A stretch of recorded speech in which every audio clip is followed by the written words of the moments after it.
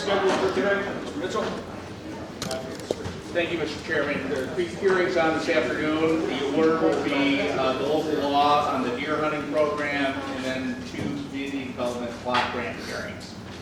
Notice of public hearing. Please take notice the county legislature of the county of Oswego will meet in legislative chambers 46 East Bridge Street, Oswego, New York, 2:00 p.m. on the 9th day of October 2025. The purpose of holding public hearing on local law number 3 of the year 2025 entitled "The Local Law Declaring Oswego County as an Eligible Area under New York State Environmental Conservation Law 11-935 and authorizing the participation in a deer hunting pilot program thereunder by order of the Oswego County Legislature dated September 11, 2025. Betsy Sherman Saunders, Clerk. Any persons wishing to be heard regarding proposed County of Oswego Local Law number 3 of 2025 regarding the eligible area for a pilot deer hunting program, please step forward and state your name. Martino.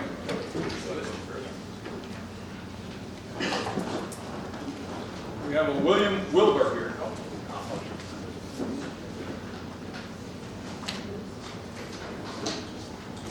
Yes, sir. Right up there, Oh, right up here, sir. right up there to the podium.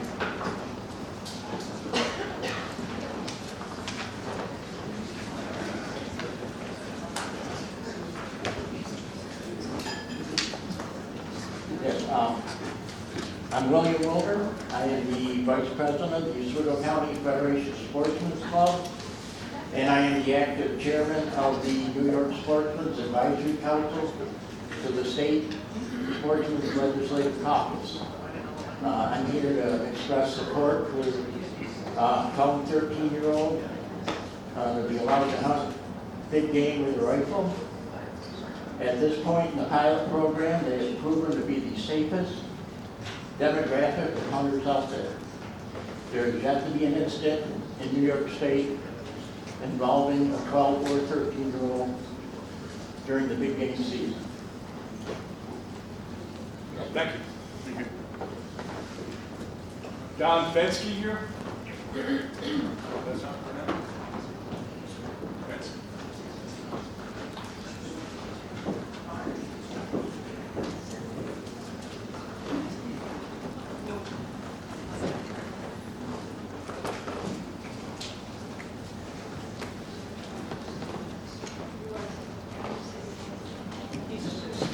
Hello, I'm Don Fensky, President of Oswego County Federation Sportsmen's Clubs.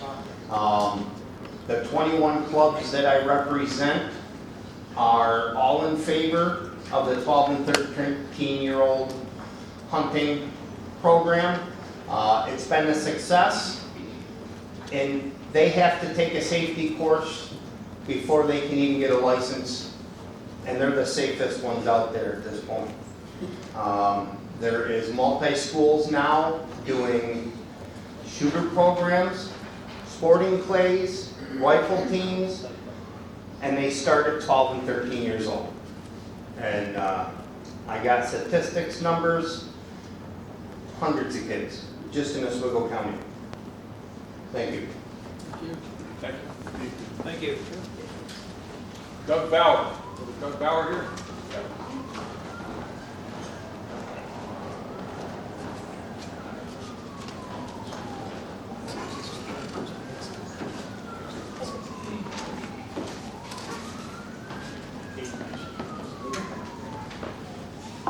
Okay, as he said, Doug Bauer. Primarily what I am, I'm a retired correction department employee from out of the state. I did 21 years, and my correction background is 8 to 18-year-olds. I am against this situation. Sorry, Noel. But as I may read this.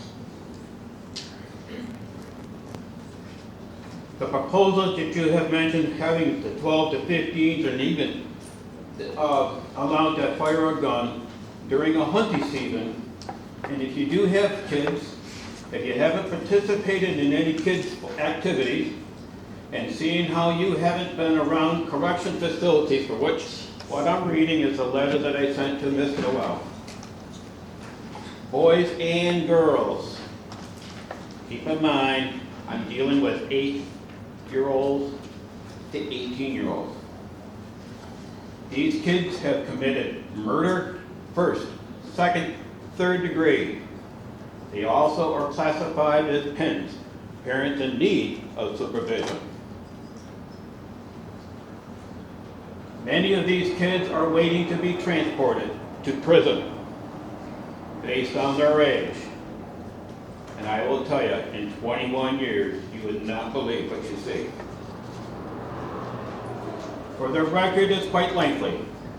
And if you want the locations of these young adult correctional facilities, let me know. I'll give you the 4 surrounding in mid-state New York locations.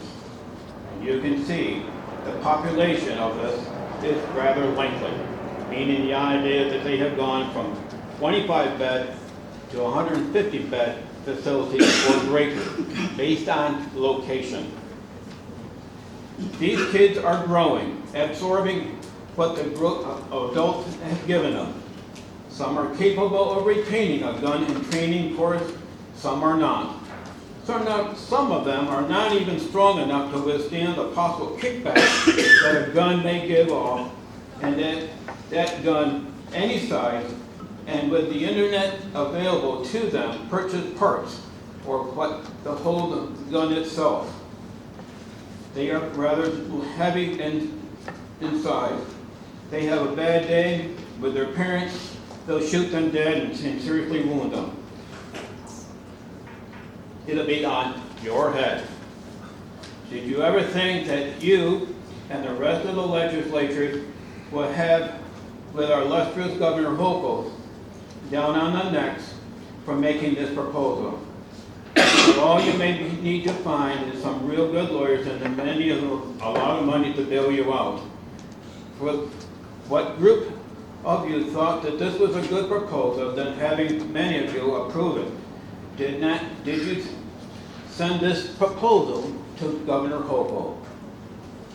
The idea is now, as you have just recently seen on TV, this is a commercial that is showing a bad taste of teenagers of holding and trying to fire a firearm. I tell you right now, I have chased after kids who have committed this murder stuff. This is not a good proposal. I will tell you that right now. I am totally against it, because you would not believe where I've been at. Thank you. Thank you.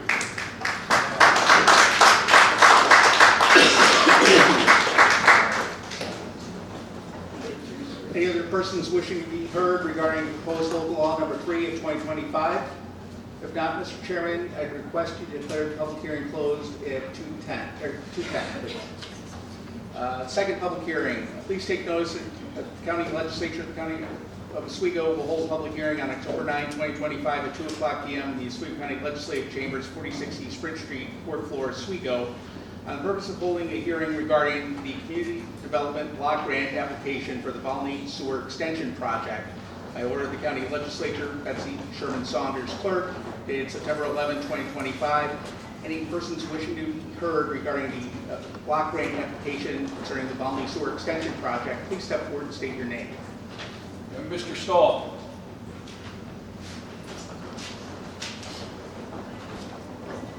Get it out of the system. Thank you. Good afternoon. This application is for the Community Development Block Grant. This is administered by New York State Office of Community Renewal, OCR. It'll make available grant funds to eligible local governments specifically available for public infrastructure projects to support housing, economic development, public facilities, public infrastructure, and planning activities. This project is phase 2 of our Volney Sewer District project. It will complete the district. It includes approximately 15,000 linear feet of pressure sewer, over 4,500 linear feet of gravity sewer, 2 duplex pump stations, and a total of, well, at least 88 possible user connections, including the manufactured home park. The town of Volney Town Hall, the Bristol Hill landfill, and a proposed 50 to 60 market rate housing development. Virtual swear. Tim. Any other persons wishing to be heard, please step forward, state your name. If not, Mr. Chairman, I request to declare the public hearing closed at 2:12. Third public hearing, please take notice. It is hereby given that the County of Oswego will hold a public hearing on October 9, 2025 at 2:00 p.m. in the County Legislative Chambers, 46 East Bridge Street, 4th floor, Oswego, New York, regarding the County of Oswego notice of hearing concerning the CDBG Microenterprise Assistance Program application. By order of the County Legislature, Betsy Sherman Saunders Clerk, dated September 11, 2025. Any persons wishing to be heard regarding the CDBG Microenterprise Assistance Program application, please step forward, state your name. Former legislator Nathan Emmons, step forward.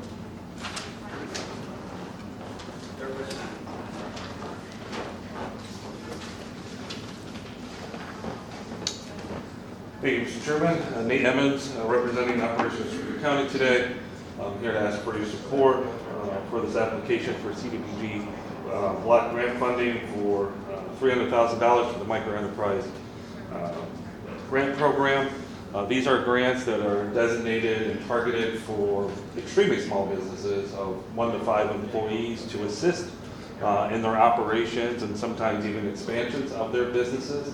$300,000 would allow the county to approximately award 8 to 10 micro businesses in the county with these types of funds, which can be incredibly helpful for things like equipment or administrative costs and really help businesses be successful. So it's the first time that the county has applied for this program specifically, and we would be one of very few counties in the state that actually do this as a countywide program. So I just ask for your support. Thank you. Thanks, Nate. Any other persons wishing to speak? If not, Mr. Chairman, I request to declare the public hearing closed at 2:14.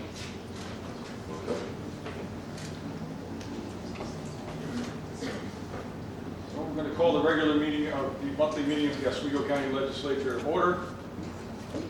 Clerk, will you please call the roll? Michael Yurden. Present. Herbert Yurden. Present. Edward Gilson. Here. David Holmes. Here. Roy Rehill. Here. John Martino. Here. Frank Lombardo. Here. Paul House has been marked excused. James Weatherman has been marked excused. Mary Ellen Chesbro. Present. Linda Lockwood. Here. Richard Klein. Present. Patrick Twist. Here. Stephen Walpole has been marked excused. Kevin Hill's been marked excused.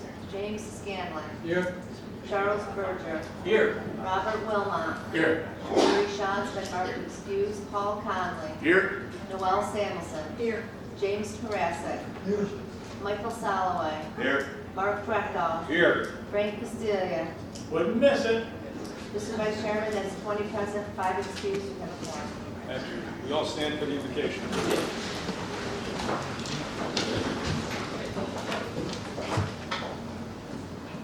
Let us be thankful for the opportunity to come together here today to serve in the role of government. Help us to be ever mindful of opportunities to render our service to fellow citizens and to our community. Keeping in mind always the enduring values of life, exerting our efforts in those areas and on those things upon which future generations can build with confidence. Grant us clarity of purpose and protect us from all distractions. Amen. Legislator Soloway, please lead us in the pledge. I pledge allegiance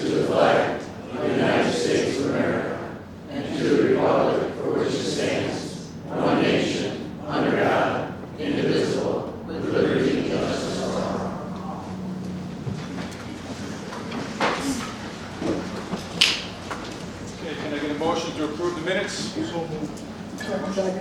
Second, deletions, corrections? Hearing none, all in favor? Aye. Opposed? We have a proclamation and a recognition. So can I ask the EDP committee, Paul Forestier, to please come forward?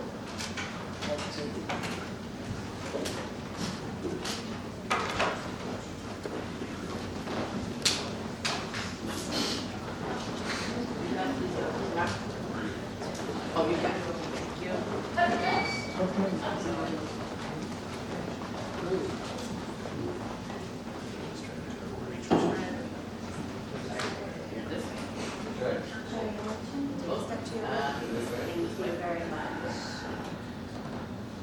do like a caricature. Yeah, perfect. Everybody ready? Can you put that extra paper, Mary Ellen, on the dustbin? Yes, I will. All right, thank you. All right, on the count of 3, 1, 2, 3. And a second. 1, 2, 3. Perfect, thank you.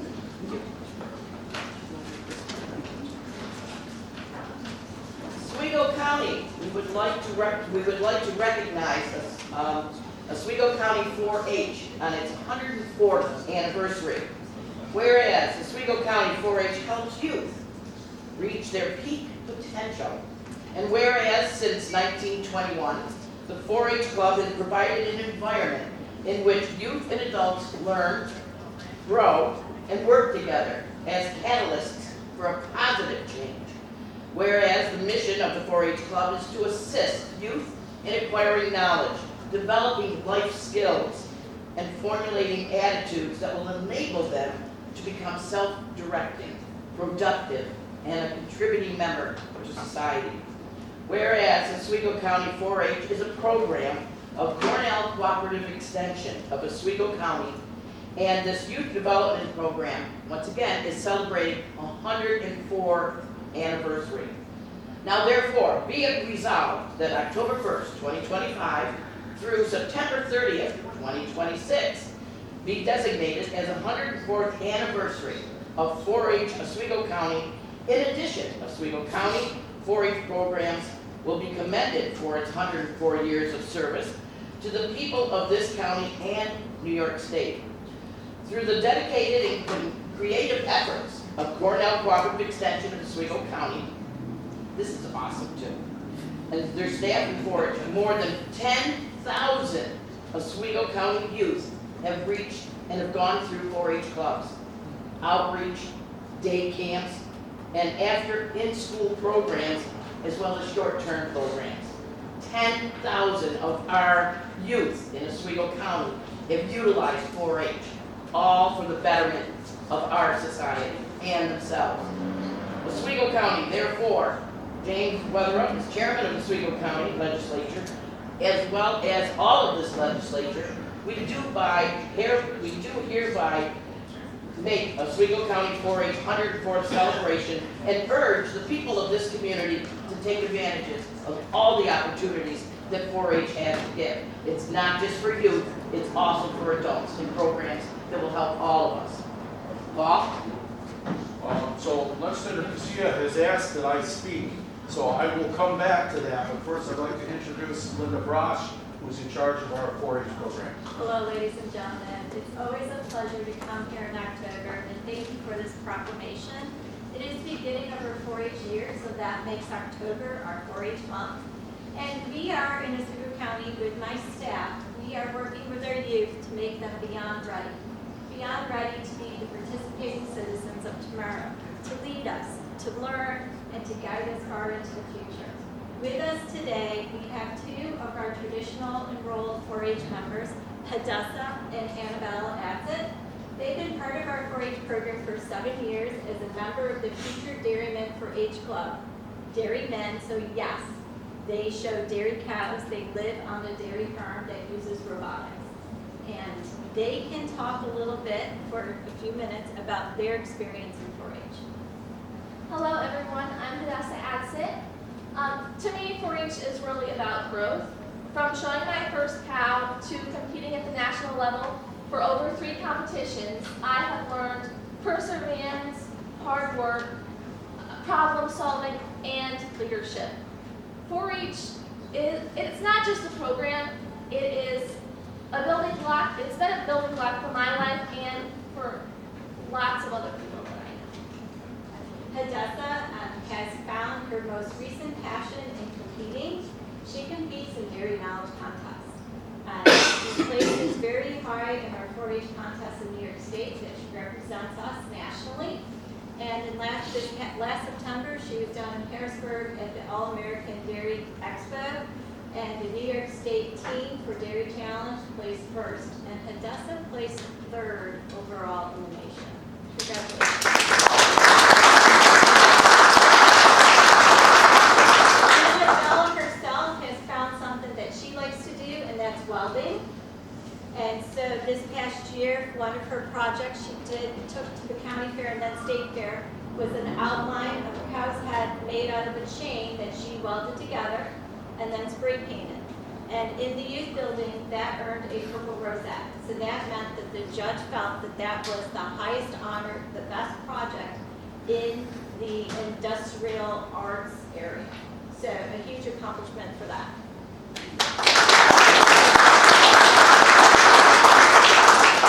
Okay, I'll roll up my sleeves now and get started. Time's up. What I really would like to say is, the line I've used before for many years is, 4-H is about education. 4-H is about developing youth.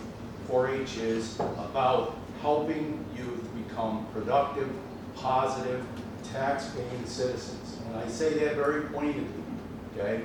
That's what we try to do, that's what we strive to do. Oswego County, you don't realize it, is somewhat of a rarity because most of the counties in New York State have moved away from the traditional 4-H club. We are one of the few left in the state of New York that believes the 4-H club is the foundation, providing a safe place for children to learn and interact and model adults who we screen to make sure that they're good people and they're going to interact with these youth. Our 4-H clubs are second to none in the state of New York, and that's why we keep the 4-H club on.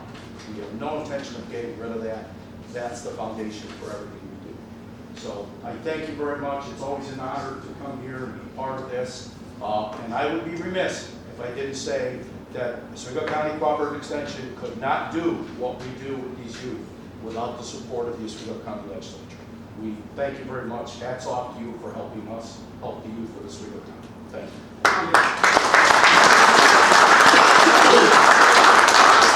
I would like to add to this, is a lot of people think of 4-H as agriculture, and it's more than that. It's science, it's technology, it's environment, it's arts, it is agriculture. But it isn't just agriculture, it's in all different careers. And that's the important part to realize, that it has broadened itself out to everything. Thank you so much. Beautiful. Thank you.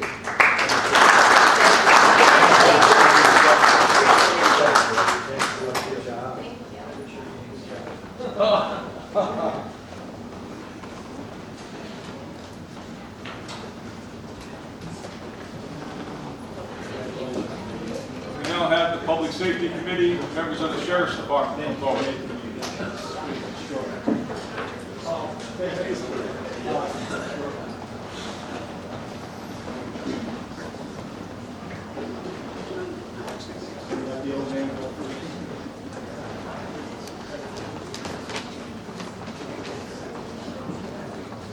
Okay, there he is. Okay.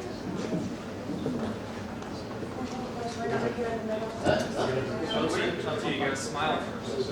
I don't do that.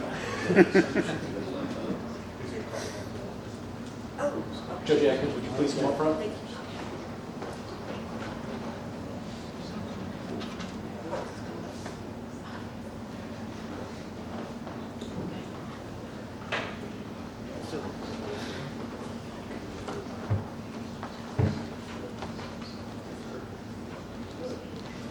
Right here. Turn around so we can see your beautiful face here in this photo. Yeah.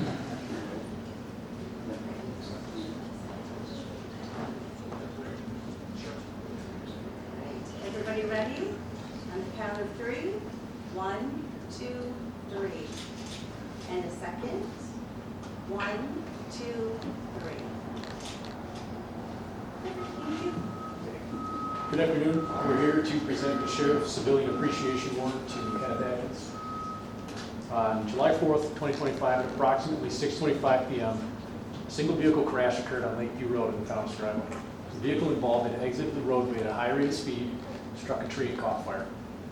Area residents Kenneth Atkins, Christine Goodman, and David Goodman immediately exited their homes and rushed to the vehicle, where they discovered a juvenile male trapped inside. These brave citizens deployed multiple fire extinguishers in an attempt to suppress the rapidly growing fire while working to free the boy. Ultimately, the vehicle's door was forced open, and the boy's seatbelt was cut, allowing him to be removed to safety. Moments later, the vehicle became entirely engulfed in flames. Unfortunately, the driver of the vehicle died as a result of the crash prior to the arrival of Mr. Atkins and the Goodwins. The young boy sustained a serious leg injury in the crash, but due to the heroism of Kenneth Atkins, Christine Goodwin, and David Goodwin, he survived and has the opportunity to live a long and happy life. In recognition of their brave and selfless acts, on July 4th, 2025, Kenneth Atkins, Christine Goodwin, and David Goodwin are being presented with the Oswego County Sheriff's Office Civilian Appreciation Award. Mr. and Mrs. Goodwin prefer to receive their awards back.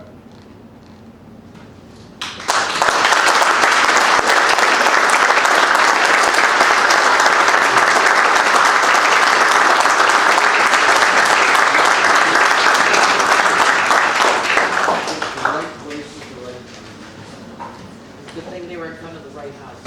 Thank you. Thank you. Thank you so much.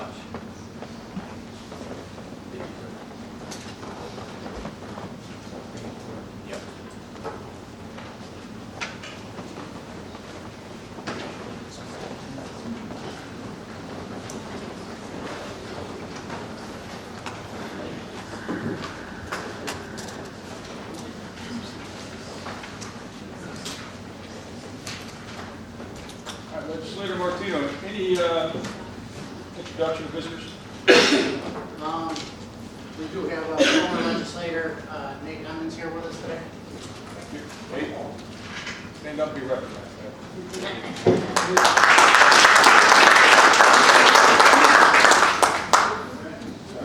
Do you have any speakers on resolutions of the day? There are.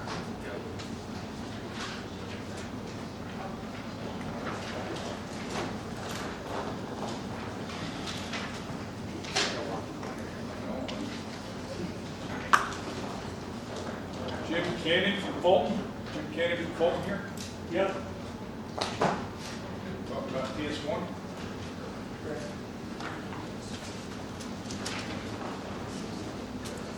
Are you in it? Just remind you that you have 5 minutes. Good afternoon, ladies and gentlemen. Just want to talk a little bit about the WellPath Correct Care Solutions contract. I'm a retired nurse, 30 plus years. 3 years of that was in corrections, actually 3.5. One part of that was being the director of nursing at the Onondaga County Justice Center. So I'm used to these kind of contracts, and I had a couple things I wanted to bring out.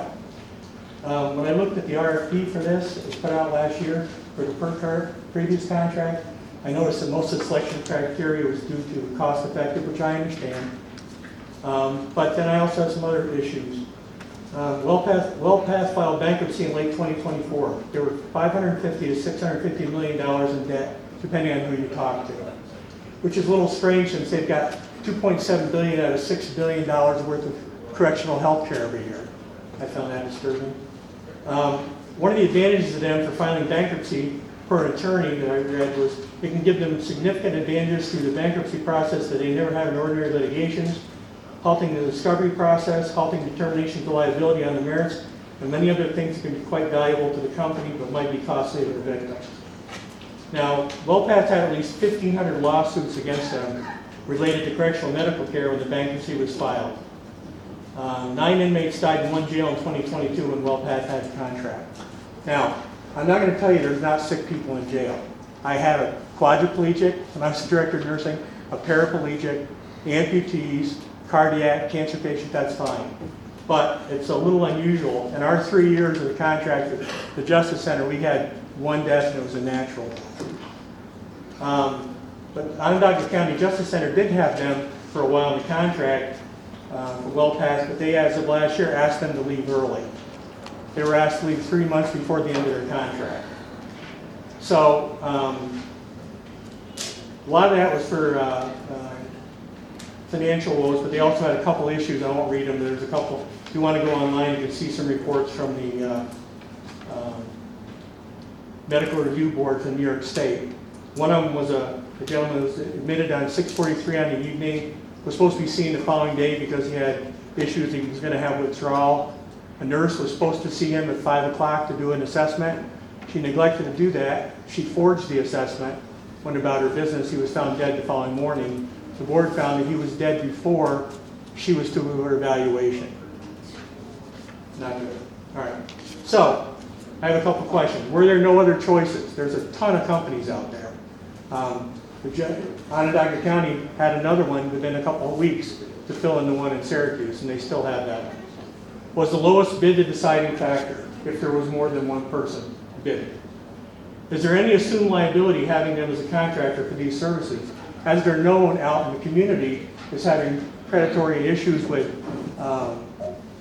liability? If we use them in the contract, does that mean more liability for Oswego County is assumed?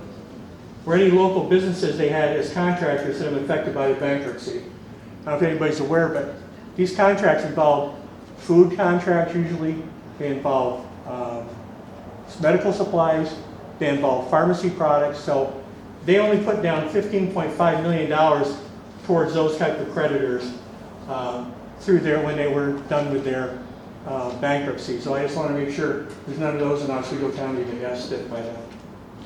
And who's auditing them? One of the biggest problems with these contracts is, and it's the same everywhere for nurses, it's not just this, is there's usually an issue with the staffing compared to what the contract says.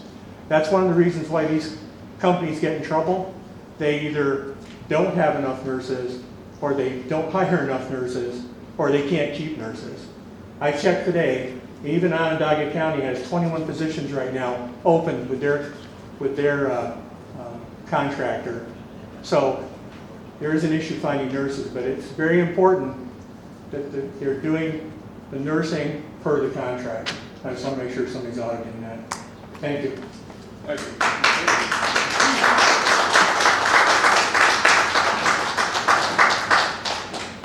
We have Patty Familo from Oswego, please.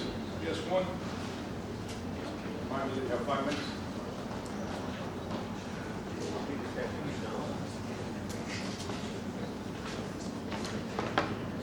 Good afternoon. I'm going to be speaking about the same contract that Mr. Cannon spoke about so eloquently, and I'm opposed to this contract as well. And there was an excellent editorial in the Powell Times today by a person by the name of Kyle Zenters, and I'd like to read from his editorial because I think it highlights some other issues as well. Last year, Oswego County paid $700,000 to the family of a man who died in our county jail, a death caused by a horrifying lack of basic medical care, proper staffing, and human empathy. He died slowly, in visible distress as his condition deteriorated throughout the day. His breathing worsened, he lost control of his body, he struck his head on a concrete wall, he lost the ability to speak. Only when his medical emergency became inconvenience for the jail staff was an ambulance finally called 5 hours after his symptoms began. He died 4 days later. This was not an accident, it was neglect. And it was funded by us, the taxpayers. That $700,000 settlement did not come from the sheriff's budget. It came from public funds that could have gone toward housing, health care, addiction treatment, many things. Now the Oswego County Legislature is preparing to renew a $3 million contract with WellPath, the nation's largest for-profit correctional health care provider, which the New York State Commission of Corrections has described as shockingly substandard. The new contract includes 3.5% increase in management fees. Why are we renewing this contract and rewarding this company? To be clear, I support compensating the victim's family, but I am enraged that the Sheriff's Office is sending our tax dollars out of the community to a for-profit medical corporation that has blood on their hands. Being in jail should not be a death sentence. This moral failure mirrors a broader pattern. Congresswoman Tenney boasts that her top priorities are increasing funding for ICE, Border Patrol, and Homeland Security, agencies that are tearing families apart and turning citizens into enemies. Why are our tax dollars used against our citizens while depriving us of funding for local hospitals, doctors, teachers, housing, food, community services? How can we justify militarizing our community while Oswego remains one of the poorest counties in New York State? This is all part of the same problem. Our leaders do not care about our basic needs. They care about political agendas, their careers, winning the favor of the current administration that is undoing our constitutional rights. An Oswego community member sleeping outside on the street is connected to the lack of medical care provided, to increased police surveillance, ICE raids, and using the National Guard against American citizens, to our political leaders holding stocks in investments for profit prison medical services. I'm asking our representatives to question the renewal of this contract and demand that our tax dollars be used to help people, not to harm, cage, deport, torture, or kill them.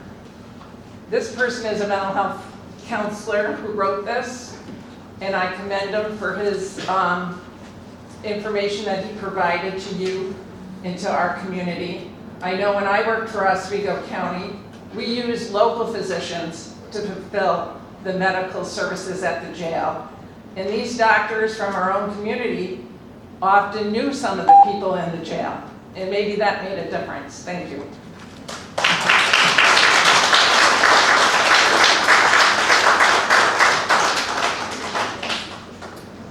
Okay, moving on to reports of county officials. Reports? None? And reports of standing committees? And reports of special committees? Mr. Rehill. Thank you, Mr. Chairman. As chair of the Transportation Advisory Committee, I thought it was important to notify all of our legislators and then folks in the audience that our Ride Oswego County app is now available on Google Play and the Apple Store. And what this app is basically like Uber for our buses. So if you need a ride, you can see the bus on its way on your phone. You can see when they're going to arrive, and it's really going to transform not only how great our buses look now, but how we use them and how you can use them, especially if you have a problem with your car or something, you need a ride. So I wanted all our legislators to know about that. If you have any questions about it, you can call our mobility management office. Thank you. Thank you, Legislator Rehill. Legislator Chadwick. Yes, I would just like to once again talk about all of the tourism that is going on in Oswego County. And this month there is literally 3 pages of things that are going on. So I'd like people to please go to Visit Oswego County, find out what's going on from Dirt Week and Rocky Horror Picture Shows, and of course everything festival type of thing for this time of year. Thank you very much. All right, moving on to resolutions of the day. GS1 by Legislator Hulse. GC, oh yeah, I'm sorry, GC what? Clerk, will you please read the heading? Resolution approving and confirming the sale and transfer of certain foreclosed tax properties pursuant to RPTL 1166. This is the two properties, one in Town Raleigh Road for $6,890.82. One in Town of Oswego for $6,356.08. These are land bank properties from the Treasurer's Department, and they have possible legal issues such as bankruptcy, situations that warrant Any discussion? Mr. Castillo. Mr. Chairman, fellow legislators, I'd like to make a motion to move GC1 through GC6 as a block, please. We do it after this one. Yeah, we have to vote on this one The first. question on the floor needs to be going first. Any other discussion? Hearing none, all in favor? Aye. Any opposed? Motion carries. GC2 by Legislator Hulse. Mr. Chairman, I offer this resolution, which was adopted. Clerk, will you please read the heading? Resolution approving and confirming the sale and transfer of certain foreclosed tax property pursuant to RPTL 1166 Collins buyback. Yes, this is where the county has executed the deed pursuant to final judgment for the county of Oswego property. Any discussion? Hearing none, all in favor? Aye. Any opposed? Motion carries. Recognize Frank now. Mr. Castillo. Yes, Mr. Chairman, I made a motion. Now it's going to be GC 3 through GC 6. Understood. We have a second? Have a second. Any discussion? On moving GC 3 through 6 as a block? Hearing none, all in favor? Aye. Any opposed?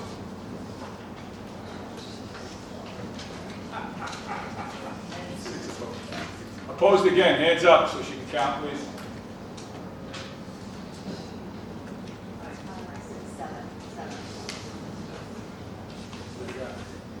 There's 13 in favor, 7 opposed, 5 excused. Okay. Mr. Connell? Okay, motion carries. 13 in favor, 7 opposed, and 5 excused. Motion carries. Thank you, Mr. Holst. That's it, yeah, they've all passed.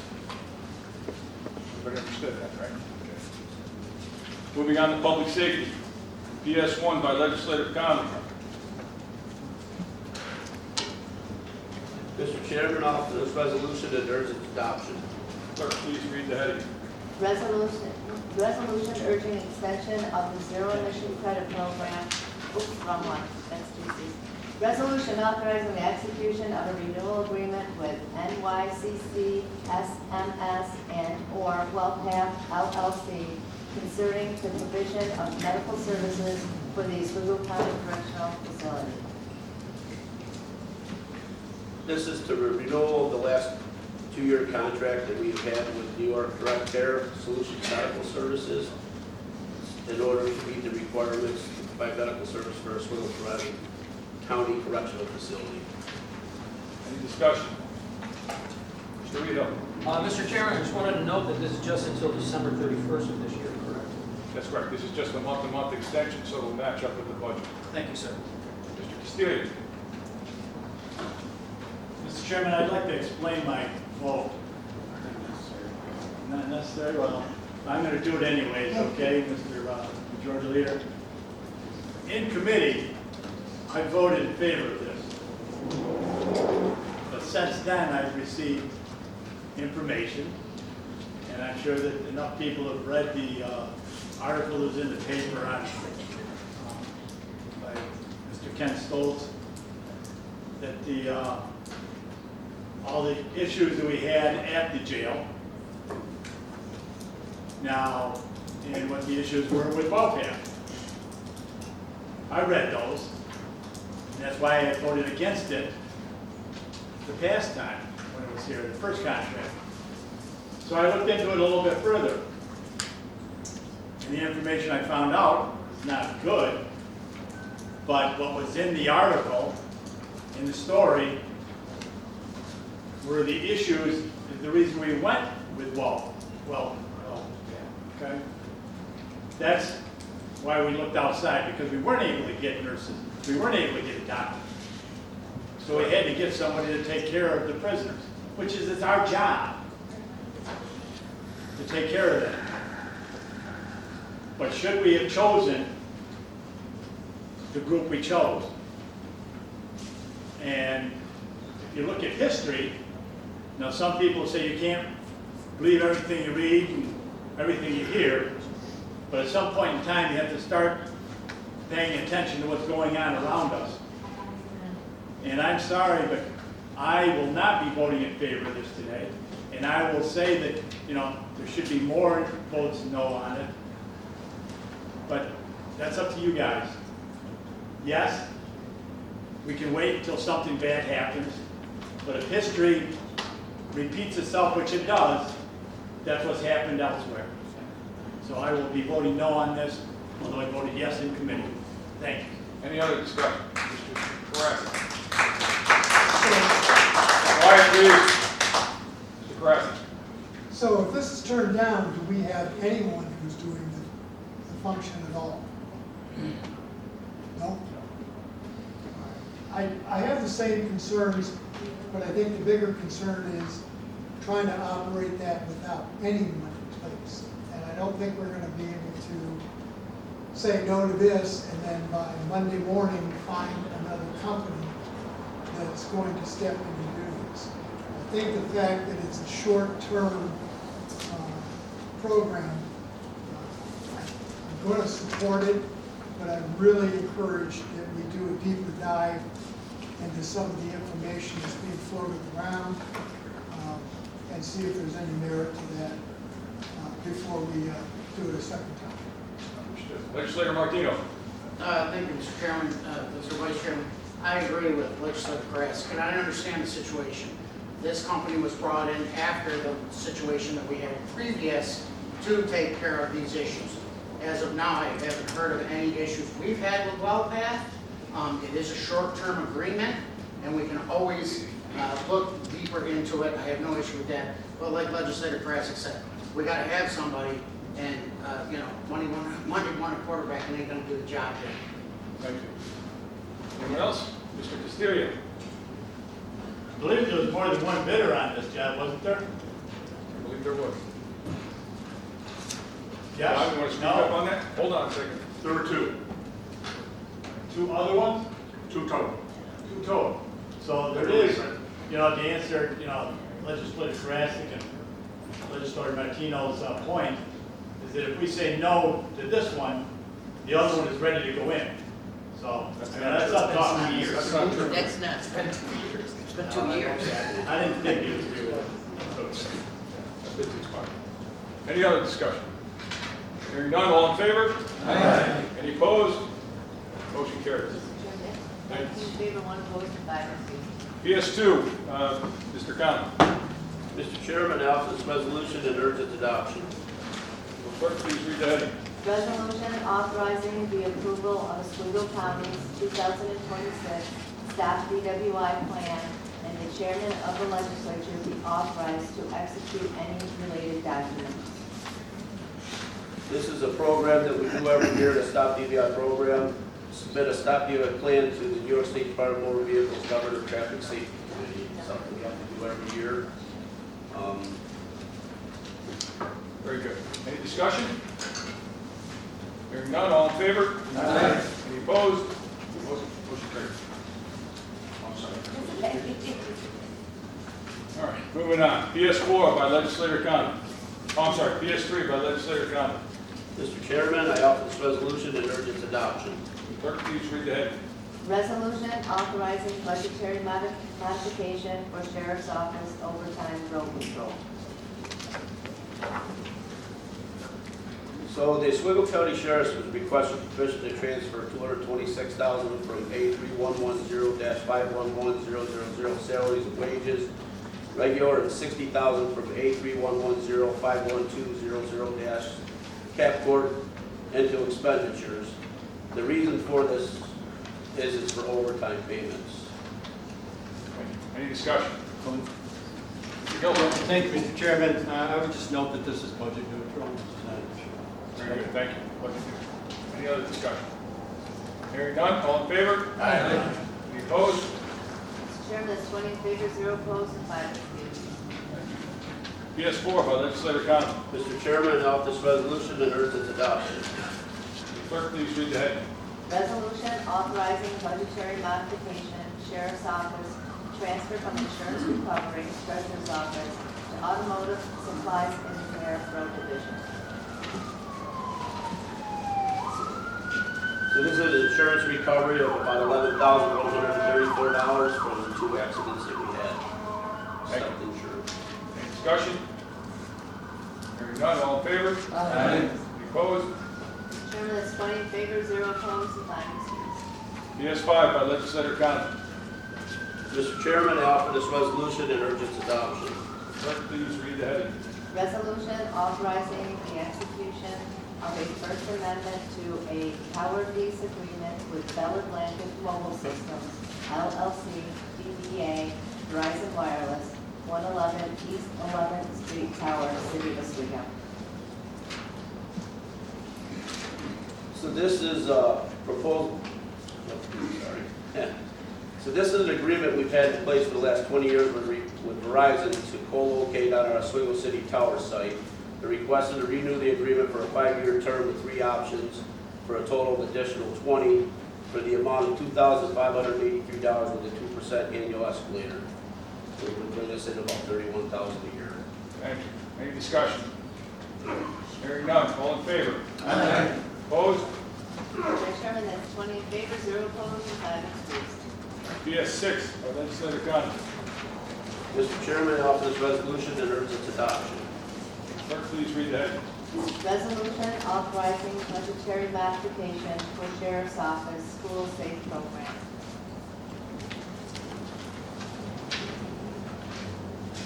This is a request to modify school safe budget to allow additional staff requested by city BOCES. It's an office request permits to add $29,538 to A3112 415-200 school safety fees. Request city BOCES as staff resource officer. Thank you. And the city BOCES will, I'm sorry, Mr. Gilson. Thank you, Mr. Chairman. I just wanted to recognize again that this is a budget neutral expenditure. City BOCES will reimburse us for the fund. Thank you. Any other discussion? Hearing none, all in favor? Aye. Any opposed? Mr. Chairman, that's 20 in favor, 0 opposed, and 5 excused. Moving on to Human Services Committee. H-1 by legislator Scanlon. Mr. Chairman, I offer this resolution and I urge its adoption. Clerk, please read the heading. Resolution authorizing budget modification, Department of Social Services Division of Mental Hygiene to accept additional OASIS state aid and amendment of OASIS provider contracts. Yes, Mr. Chairman, this is, like was stated, is a budget modification to accept it and expend additional OASIS dollars from New York State. State aid that's been allocated for the treatment and support of services. New York State Office of Addiction and Support, OASIS, has provided the county with additional funding to support the targeted inflammatory increase since April 1st, 2025.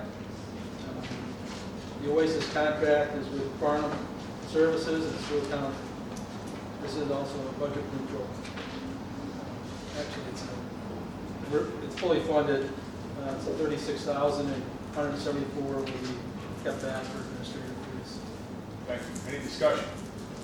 Hearing none, all in favor? Aye. Any opposed? Mr. Vice Chairman, that's 20 in favor, 0 opposed, and 5 excused. HS2 by legislator Scanlon. Mr. Chairman, I offer this resolution and I urge its adoption.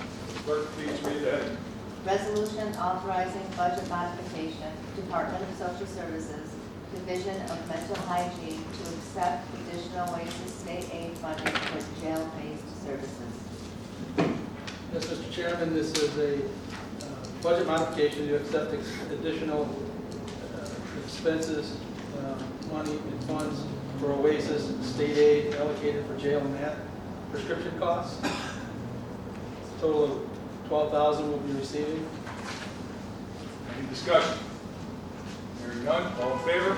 Aye. Opposed? Mr. Vice Chairman, that's 20 in favor, 0 opposed, and 5 excused. HS3 by legislator Scanlon. Mr. Chairman, I offer this resolution. I urge its adoption.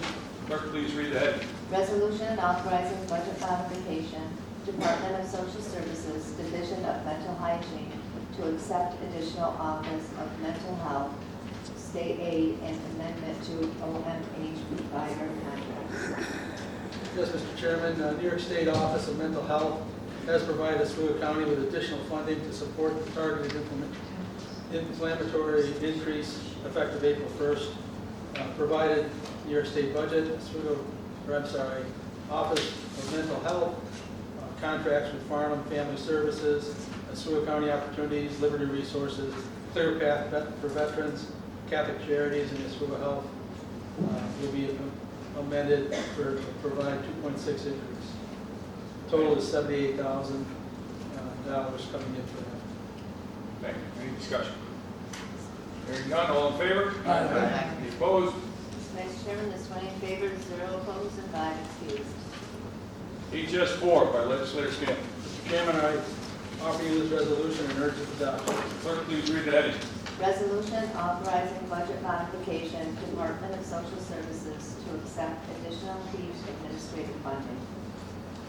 Yes, Mr. Chairman, the Office of Temporary and Disability Assistance has received the remainder of the FY 2024 and 25 Energy Assistance Program, HEAP administration grant, and are passing the additional amounts through to each district. Oswego County is receiving an additional $32,000 in the HEAP funding.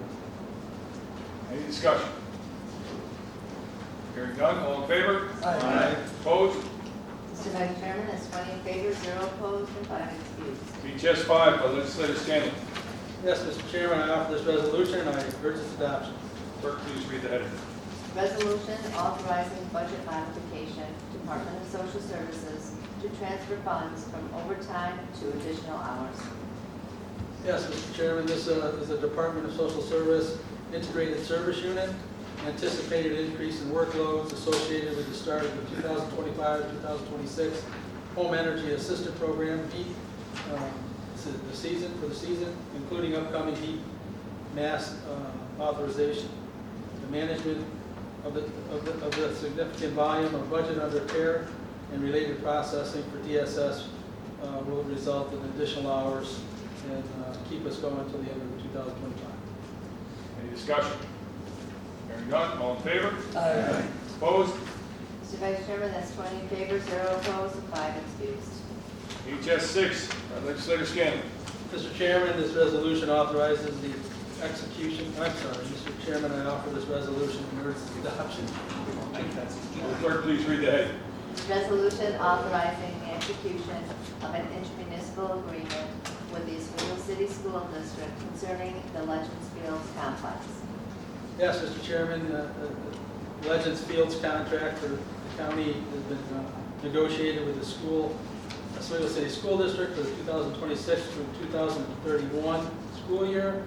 The agreement includes practice and games to modified junior and varsity baseball and softball for a total sum of $125,000. And that will be broken down to $25,000 a year for 5 years.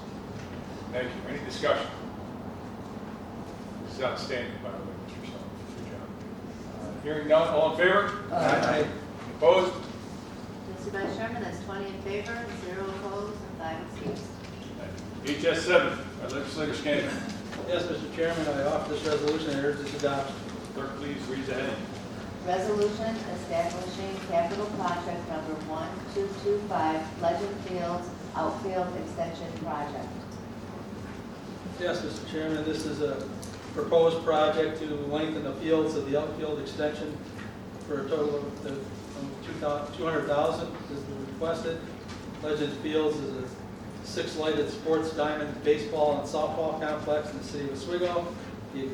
To accommodate varsity baseball, it's necessary to extend the outfield area of existing field number 5, located at the Legends Field complex. Work should include the removal of existing fencing and lighting. Modification will be then done to the storm sewer drainage, regrading of the outfield and installation of new fencing, and establishing a new grass outfield playing surface. Any discussion? Hearing none, all in favor? Aye. Mr. Opposed? Chairman, I'd like to register my vote as present. Thank you. Clerk, read that. Sorry, sir, I didn't hear you. He's registering his vote as present. I vote present. You have to vote yes, no, or abstain. And I would abstain. Present typically refers Mr. Chairman, it's 19 in favor, 0 opposed, 5 excused, and 1 abstain. Seven. Is that one more? Chairman, could we have asked for us to vote? All we did is, you made a motion that he was present.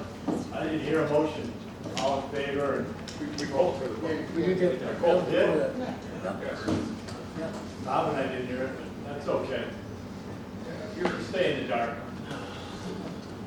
HS8 by legislator Scanlon. Mr. Chairman, I offer this resolution, I urge its adoption. Will clerk please read the heading?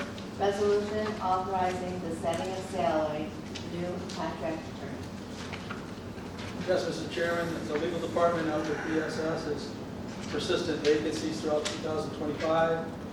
Positions continue to remain vacant, however, the volume of work remains the same. An unsuccessful RFP attempt has resulted in the department finding it necessary to retain a contract attorney. Attorney Mary McGowan will bring a wealth of knowledge to the legal department with her many years of service as an attorney in family court and in Oswego County. Thank you. Any discussion? Hearing none, all in favor? Aye. Opposed? Mr. Chairman, that's 20 in favor, 0 opposed, and 5 excused. Legislator Scanlon. Moving on to Economic Development and Planning Committee. EP1 by legislator Chesbro. Yes, Mr. Chairman, I offer this resolution and urge its adoption. Will clerk please read the heading? Resolution authorizing budgetary modification, Department of Workforce Development for continued operations. Yes, this is asking for a budget mod for the Workforce Development Department. It is for youth work experience, and this money, $64,000, will go for training of youth. Any discussion? Hearing none, all in favor? Aye. Any opposed? Mr. Chairman, that's 20 in favor, 0 opposed, and 5 excused. EP2 by legislator Chesbro. Yes, Mr. Chairman, I offer this resolution and urge its adoption. Will clerk please read the heading? Resolution authorizing budgetary modification, Department of Workforce Development, partnership with Manufacturers Association of Central New York for manufacturing pre-apprenticeship training programs. Yes, this actually is a $48,675 that the Manufacturing Association is giving to Oswego County's workforce development in order to extend it out for more apprenticeship programs as well as Real Life Rosie, which is mainly for women in manufacturing. Second. Any discussion? Hearing none, all in favor? Aye. Opposed? Mr. Chairman, that's 20 in favor, 0 opposed, and 5 excused. EP3 by legislator Chesbro. Yes, Mr. Chairman, I offer this resolution and urge its adoption. Clerk, please read the heading. Resolution authorizing budgetary modification, Department of Workforce Development, accept extension of contracted funding from Central State Corporation for Economic Opportunities, CEO. Yes, this is in regards to how Oswego County's workforce development office has been training people for CDL in order to get a good working job. Now, the Center State Corp for Economic Opportunities has already given us $532,000 towards this program, and they are offering a fourth extension of an additional $13,000 to help us to train Oswego County residents. Any discussion? Hearing none, all in favor? Aye. Opposed? Chairman, that's 20 in favor, 0 opposed, and 5 excused. EP4 by legislator Chesbro. Yes, Mr. Chairman, I offer this resolution and urge its adoption. Clerk, please read the heading. Resolution adopting County of Oswego Local Law Number 3 of 2025, entitled, "A Local Law Declaring Oswego County as an Eligible Area under New York State Environmental Conservation Law 11-0935, and authorizing the participation in a deer hunting program thereunder." Yes, New York State DEC has brought this forward for the last couple of years, and we have accepted it. It is allowing 12 and 13-year-olds to be able to be actually boots on the ground with adult supervision to be able to learn the proper ways to actually, in the process of hunting, to use their weapons. Any discussion? Mr. Castillo. Now, you knew I was going to talk on this. Mr. Chairman, 12 and 13-year-olds. And we heard the gentleman speak, we heard these gentlemen speak. Can't get a license to drive a car until you're 16. can't vote till you're 18. You can't drink till you're 18. 21 years. All right, okay, so 21, okay. I was 18 when I first started coming out. What I'm getting at is, we say that under the laws, you're not mature enough to drive a car until you're 16. You're not mature enough to know who and what to vote for until you're 18. You're not mature enough to drink until you're 21. But yes, let's put 12 and 13-year-olds out in the field for big game hunting. Now, I'm not against guns. I grew up with a BB gun. I grew up with a gun. I couldn't wait till I was 16 to be able to go out into the field and hunt big game, have a big game license. But now we're going to say 12 and 13-year-olds, and yes, we're going to be under supervision of an adult.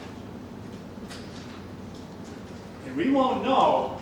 You're saying we've got records to show that this is safe, everything's good. But I'm sorry, all it takes is once. And if we think that a 12-year-old, a 13-year-old is mature enough to know the difference between the gun he has and the guns he's been playing with and his video games are different. And yes, we had training classes when I was in school. From 6th or 7th grade on, we had training classes. We had, rifle training.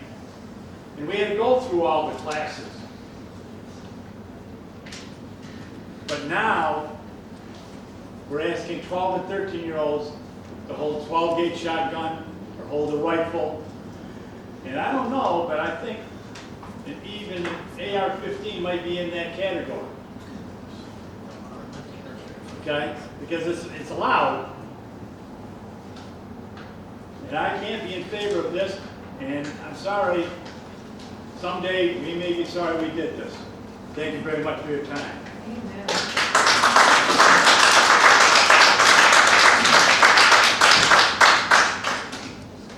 Any more discussion? Mr. Grass. 12 years old, I was driving a tractor, and my father taught me how to use a rifle. He was very strict on how that was used, very adamant about the safeties that had to be taken place. And I became a pretty good shot at hitting wildlife. It was the right time period when I lived in Iowa. Kids that I went to school with, the school itself had an after-school program that taught young people how to use a rifle. And I don't ever remember the whole time of going through that there was an incident that involved a tragedy. Maybe the parents were more strict back then, I don't know. But I will back this up. I think that puts some great values into who I am. And made me feel much safer about myself. Thank you. Any other discussion? Mr. Gilson. Thank you, Mr. Chairman. I've spent a lifetime in the woods, some of it with a gun, some of it without a gun. I spent time in the woods with my grandfather and father, and there were a lot of lessons learned. I think every opportunity we can get a young, outdoor, interested person in the field with a mentor, I think is very positive. There's a lot of lessons to be learned rather than just shooting a deer. Responsibility, learning the environment, tracking, taking care of something that you harvested. I'm very much in favor of this resolution, and I think our youth will come away learning an awful lot by spending time with their parents. Thank you. Any other discussion? Hearing none, all in favor? Aye. Opposed? Mr. Chairman, that's 19 in favor, 1 opposed, 5 abstained. EP 5 by Legislator Jesper. Mr. Chairman, I offer this resolution and urge its adoption. Will the clerk please read the heading? Resolution authorizing the submission of a New York State Water Infrastructure Improvement Act grant application and the New York State Community Development Block Grant for Town of Bowling, New York State Route 3 Sewer Extension Project. Yes, this also, as we all know, had a public hearing that we went through, and for this particular one, Mr. Tim Stahl was up and gave us a full explanation of the need for this, and I fully support this sewer extension project, thereby eliminating trucks carrying sludge that have to go through neighborhoods. It'll go right into the pipe as it should. Any discussion? Hearing none, all in favor? Aye. Opposed? Mr. Chairman, that's 20 in favor, 0 opposed, and 5 excused. EP 6 by legislator Chesbro. Yes, Mr. Chairman, I offer this resolution and urge its adoption. Clerk, please read the heading. Resolution authorizing the execution and submission of an application for a community development block grant regarding CDBG microenterprise assistance. Yes, this also was a public hearing, and Mr. Nate Evans came up, explained it. I think this is a wonderful, actually, assistance, because it's going to small businesses, not just large. And it will go through anywhere from $5,000 to $35,000 that somebody wanting to start a small business would be able to get help with. They only have to have a 10% buy-in, but they also have to take a course in business. And I think this is an excellent thing for our residents. Any discussion? Mr. Gilson. Thank you, Mr. Chairman.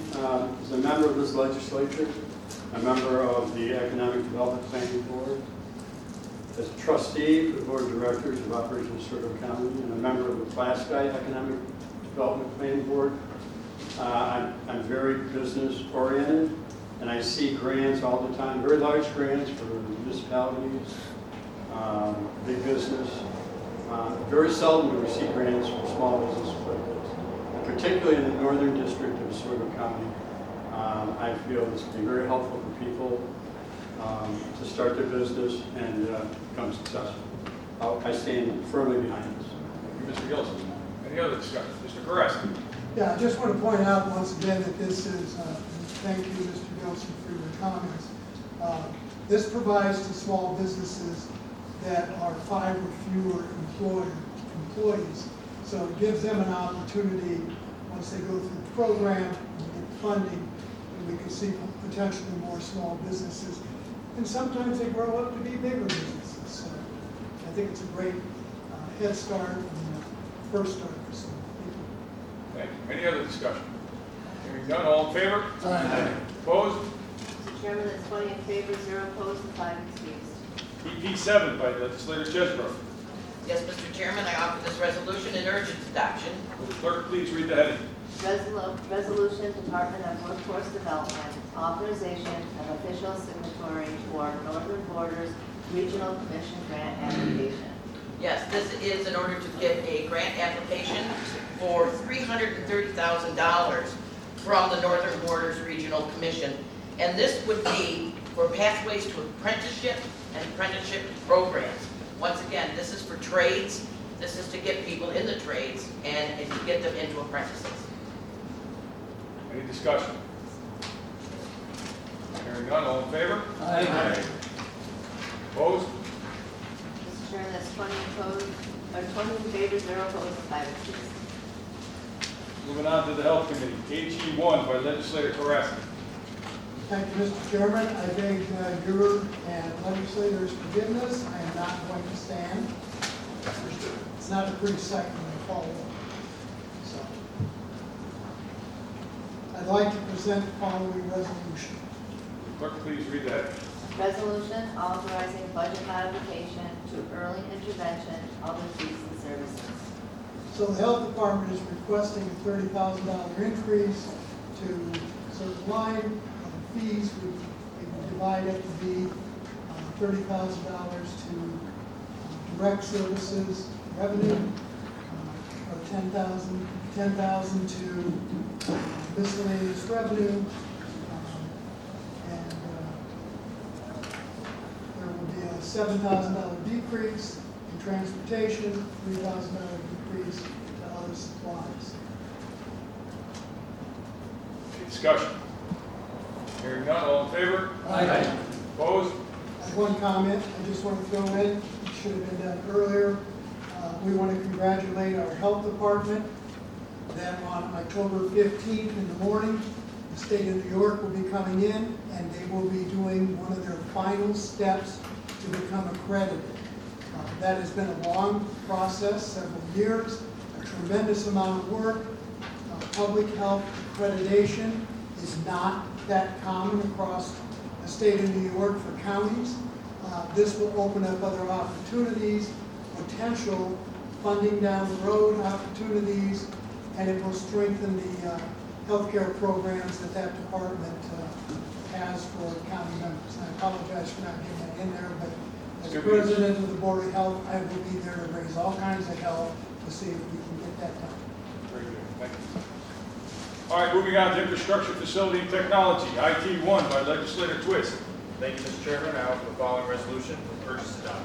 Clerk, please read the heading.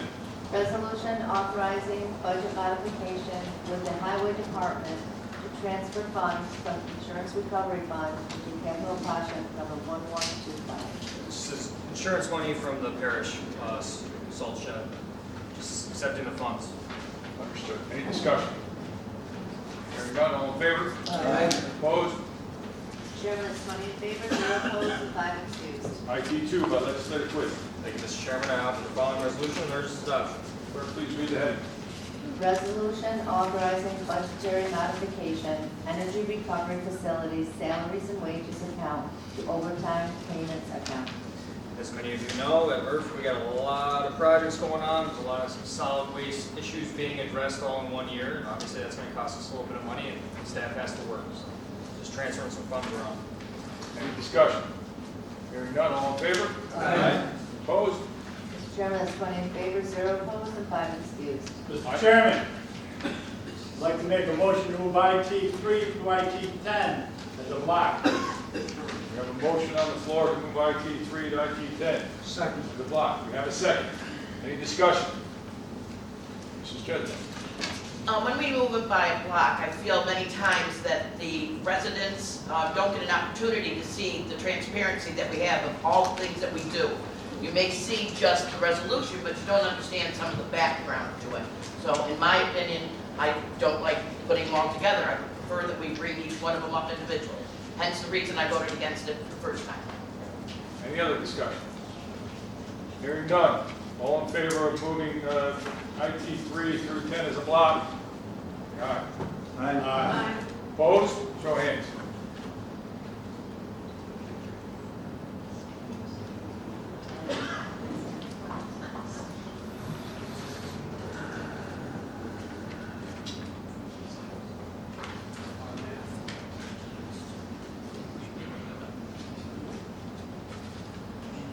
This will get 10 opposed and 10. Split? That fails, so we'll have to go through IT 3 by legislator Twist. Thank you, Mr. Chairman. I offer the following resolution for purchase adoption. Clerk, please read the heading. Resolution authorizing budgetary modification, Department of Solid Waste, landfill, and transfer stations, various accounts to repairs and maintenance equipment account. Yeah, this is to help repair multiple items, including the D6 bulldozer that we previously discussed. It's going to be, let's see, I believe the total is going to be $54,000. Any discussion? Hearing none, all in favor? Aye. Opposed? Chairman, that's 20 in favor, 0 opposed, and 5 excused. IT 4 by legislator Twist. Thank you, Mr. Chairman. I offer the following resolution for purchase adoption. Clerk, please read the heading. Resolution authorizing budgetary modification, Department of Solid Waste, landfill, and transfer stations, salaries and wages account to overtime payments account. Same as before. Moving money, we got to pay our people to be able to do all these projects. Fair enough. Any discussion? Mr. Castillo. Could you please explain what the amount of monies are, please, where they're coming from? You have the same package? Yeah, but the people don't, and the legislator said that she'd like to have these not voted as a block, so that It's we going to could be $35,000, sir. From where and to when? That's Salary and wages to overtime. Thank you. you. Legislator Martino. Thank you, Mr. Chairman. Mr. Vice Chairman, these monies are within their own fund, their own, comes out of their own budget. They have their own coffers. This does not come out of the general fund. Any other discussion? Hearing none, all in favor? Aye. Opposed? Chairman, it's 20 in favor, 0 opposed, and 5 excused. IT 5 by legislator Twist. Thank you, Mr. Chairman. I offer the following resolution and urge its adoption. Clerk, please read the heading. Resolution authorizing revision to cellular device policy appendix A by the Department of Information and Technology. So this is updating the policy that we just passed, I believe, earlier this year. And it has job titles in there that will be they'll already have the prerequisite to have a phone. So it doesn't have to come to committee. Because we understand that most of these jobs have to have some. Any other discussion?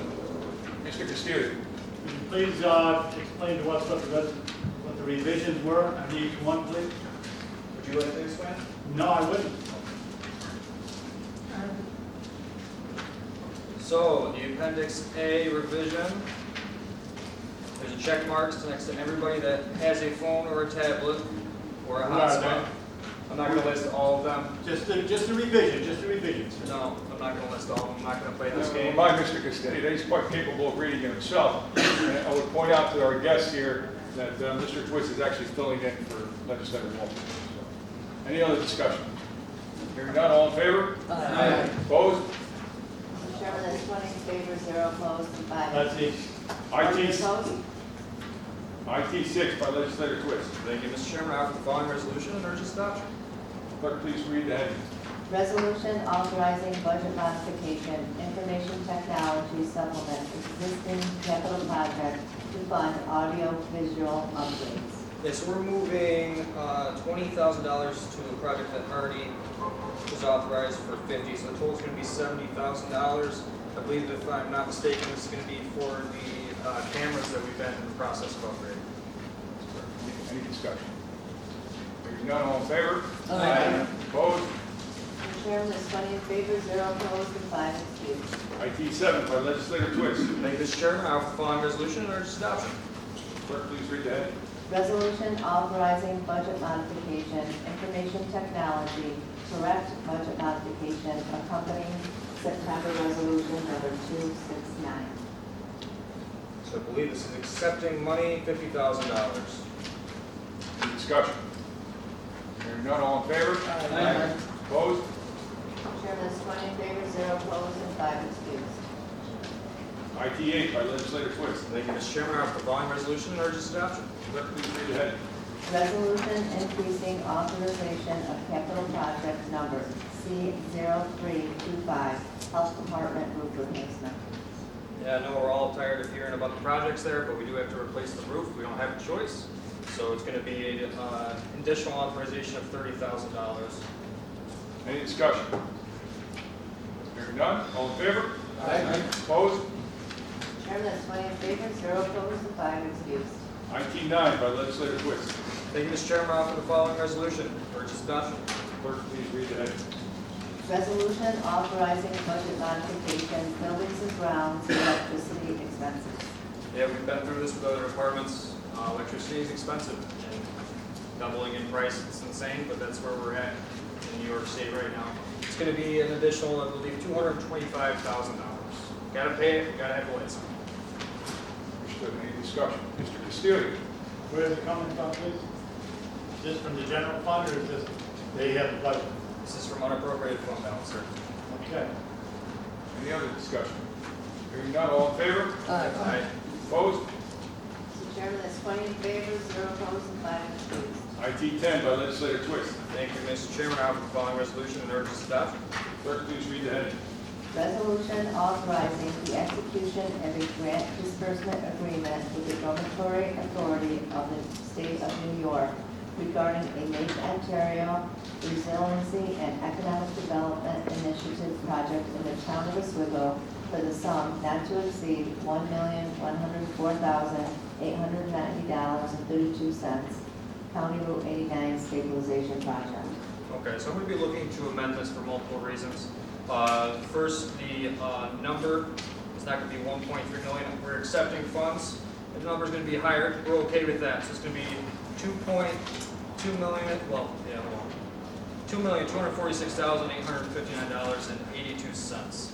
I'd also notate on the amended form that everybody has, just a kind of a point of order, there needs to be a comma after 463 instead of a period. I'm looking for the appropriate motion. Get a second. Second. Multiple seconds. Any discussion on the amendment? Hearing none, all in favor? Aye. Opposed? Back to the original. Any discussion on the As original? amended. Original as amended. As amended. Hearing none, all in favor? Aye. Opposed? Mr. Chairman, that's 20 in favor, 0 opposed, 5 excused. Thank you, Mr. Twist. Thank you, Mr. Chairman. Moving on to Finance and Personnel Committee, FP1 by legislator Martino. Thank you, Mr. Chairman. I offer this resolution and urge its adoption. Clerk, please read the heading. Resolution amending professional services contract RFP 23 CDK LEG 001 grant consulting services. Yes, Mr. Chairman, Mr. Vice Chairman, this is, we're decreasing this line from 50,000 to 100,000. This is directly related to the Soakers project, which we are actively looking and applying for grants. And it's also with help with the towns involved along the line route. That's what this is. We're just applying and aggressively looking for grants to help this project move forward. Good, very good. Any discussion? Hearing none, all in favor? Aye. Opposed? Chairman, that's 20 in favor, 0 opposed, and 5 excused. FP2 by legislator Martino. Thank you, Mr. Chairman. I offer this resolution and urge its adoption. Clerk, please read the heading. Resolution awarding professional services contract, Human Resources Department, Medicare Advantage Services. Yes, Mr. Vice Chairman, we had, this went out for RFP to update what was, and during this process, our Human Resources Department found that going with this other, the new carrier would keep more doctors locally for our people. As the old contract was not carrying as many of the doctors in network this way. Any discussion? Go ahead. There were, no, go ahead, I'm sorry. Any other discussion? Hearing none, all in favor? Aye. Opposed? Chairman, that's 20 in favor, 0 opposed, and 5 excused. FP3 by legislator Martino. Thank you, Mr. Chairman. I offer this resolution and urge its adoption. Clerk, please read the heading. Resolution authorizing budget modification, Treasurer's Office, tax assessment refund and payment. Yes, there was a court order to reimburse an entity with some tax payments that we have to pay back, and there's also going to current the properties that did not sell in the last tax auction. We have to cover the school taxes and everything, make everybody whole. That's what this money's going to do. Any discussion? Hearing none, all in favor? Aye. Opposed? Mr. Chairman, that's 20 in favor, 0 opposed, and 5 excused. FP4 by legislator Martino. Thank you, Mr. Chairman. I offer this resolution and urge its adoption. Clerk, please read the heading. Resolution waiving civil service testing fees for 2026. Self-explanatory, any civil service tests that come through, we're waiving the fees for any applicant through 26, and we'll revisit it next year as we have the past 3 years or 4 years. Any discussion? Hearing none, all in favor? Aye. Opposed? Mr. Chairman, I want to point out that legislator Chris had to leave. The vote is 19 in favor, 0 opposed, and 6 excused. FP5 by legislator Martino.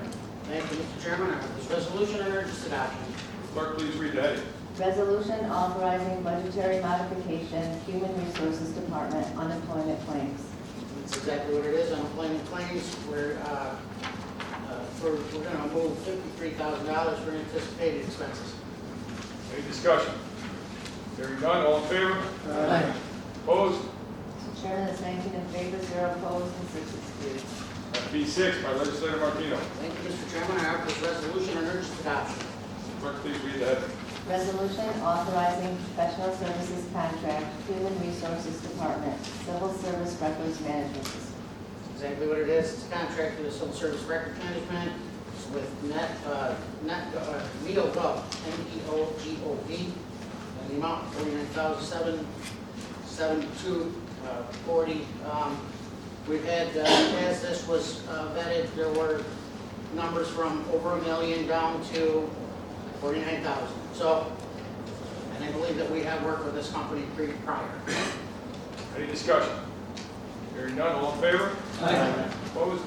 Chairman is 19 in favor, 0 opposed, and 6 excused.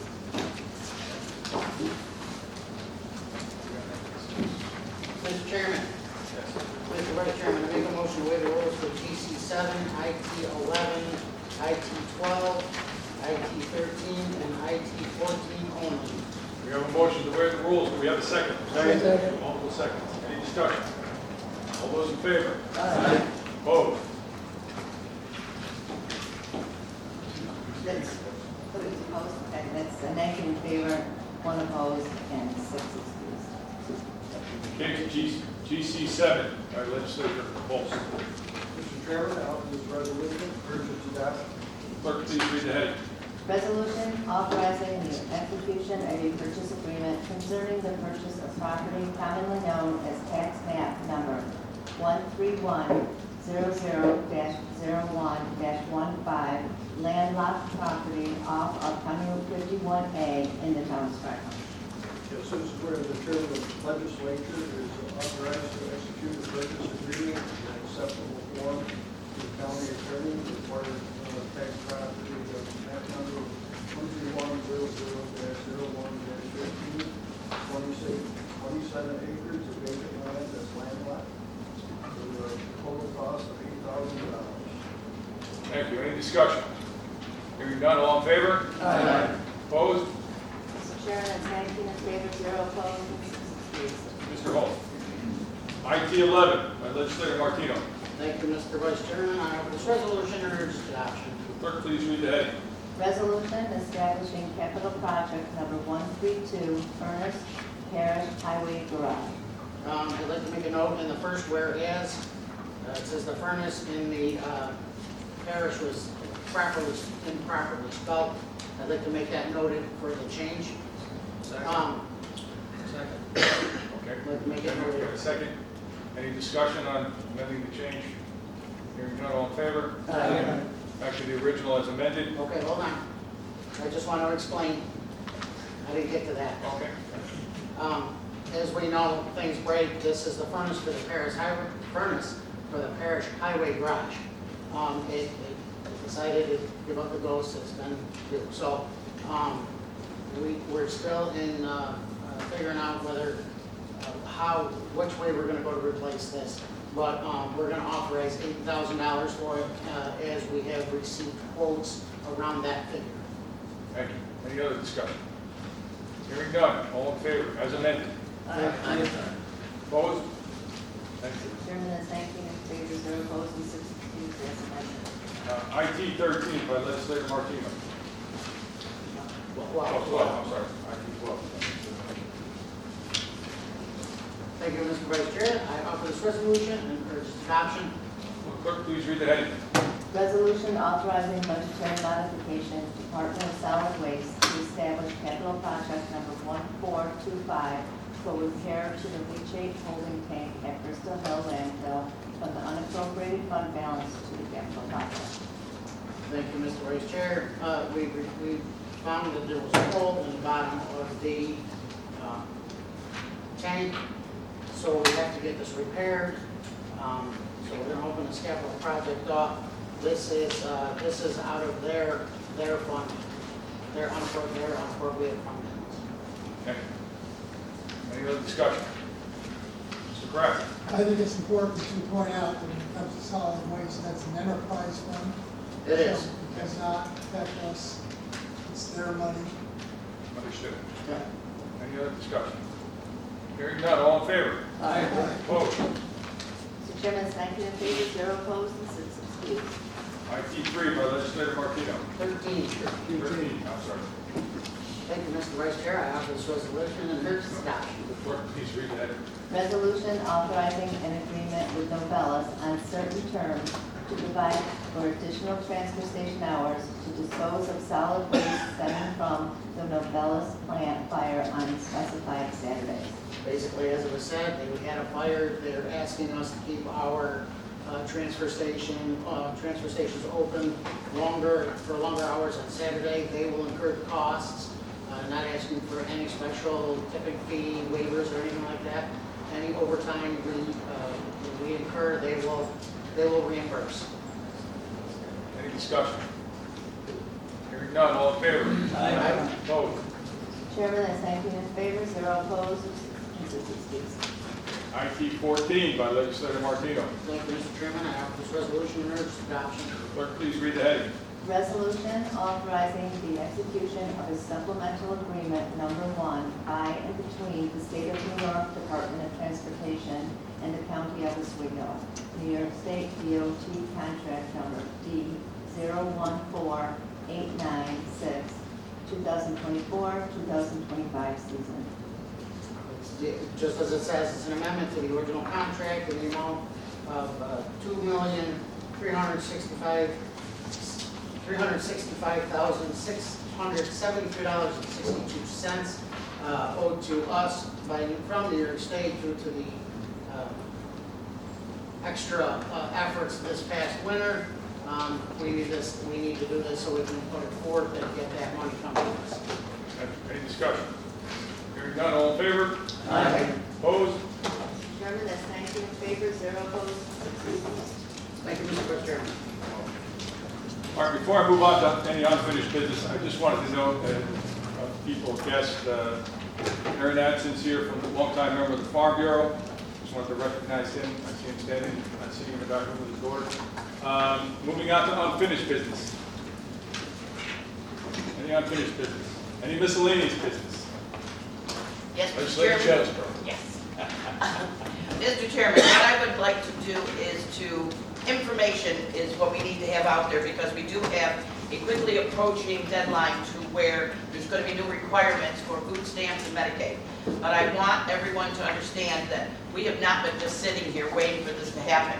That between DSS, mobility management, and workforce development, they have been preparing for this. Hence, just like today, out of my 7 resolutions, 5 are for workforce development. They have been working tirelessly to be able to, when you have people that have got to find jobs, that we have gotten apprenticeships. We've got all different things. And in addition to that, our mobility management has stepped up and we have so much transportation that if you want to get someplace for schooling, for work, for volunteer, for whatever, we will be able to pick you up. We even have free access now that'll come to your house 8 a.m. to 5:30, 7 days a week to make sure that you'll be able to get to a job. And I think getting people into the jobs, we're not saying that you're going to walk into a $70,000 job, but we're getting people to have to work. And as the old saying says, give a person a fish, we feed them for a day. Teach a person to fish, we feed them for a lifetime. We're trying to improve our residents to be able to go out and get jobs that they would be self-sufficient. And I'm excited with the teamwork that those 3 departments have done. I think the transition, it's not, everything's going to have issues, but we're working on it. We're trying our best to handle this. Thank you. Thank you. Any other? Mr. Castillo. Mr. Chairman and fellow legislators, I was having in hawing on whether or not I wanted to speak during miscellaneous business, but that kind of was proved to me why I should. In public speaking, they tell your audience what you're going to say, then say it. So I'm going to talk about bipartisanship, listening to issues. This is America and troops. Bipartisanship. The chairman brought up what the percentage is for bipartisanship within our legislature, within what we voted on. And yeah, the numbers sound good, but the bipartisanship is on the one side of the aisle that agrees with the majority. But when the minority wants something, there's no more bipartisanship. Today, we won one, and that was race. but there is no bipartisanship. And he has said in the past that, don't think we're the enemy. No, these people that come to these meetings don't think we're the enemy. But they question what we do and what we say. So bipartisanship is preached all the way up to the federal level. The left is saying the right's not working with them, the right's saying the left's not working with them. At the state level, the same way. Well, we have to start doing it here. This is where it starts. Listening to issues. That was brought up at the last meeting, that we don't mind sitting here and listening to issues about problems within the county that we can vote on. But what you have to remember, everybody that's in this room, we are the elected officials that these people that come to speak during the general comment period, they get to speak to us. And they want us to stand for them. And that's what our job is. Listen, you don't have to agree. Nobody agrees with everybody all the time. We don't have to. But you listen to them, and you take their points, and you take their points home. You don't just say, well, I don't have any control over that, that's the federal level, that's the state level. No. It's our level because we're the elected officials and we're the ones that everybody has to talk to. This is America. Yeah, this is America, all right. Wouldn't know it the way it is right now. But it is America. Because it's America, I cringe every time I turn on the news right now. We have government troops going in to do policing. Where cities, where violent crime is out of control is what the government is saying. And they're sending in government troops to do the job of local municipalities, police forces. The government was set up to have the government do a government job. And everybody in the lower part, the municipalities, are there to do their own policing. Government troops shouldn't be going in. And I cringe at every different time it goes in somewhere. With all that being said, I would like to have a letter of non-support of the deployment of government troops without a request for assistance by the governing body sent to all 4 of our federal elected officials. And I'd like to make a motion to have that done in the Governments and Courts Committee at the November meeting. And I'm looking for a second on that. We don't vote. It's a motion. I make a motion on the floor. You vote on it, sir. No, sir. Yes, you do. We don't have a second. Is there a Rich, if second? I make a motion, I get it. Excuse me. Excuse you, yes, sir. I'm speaking. Rich? Yeah, do we have a second? Hearing none, motion's denied. Thank you. Nine. Very good. Okay. Any other one, please?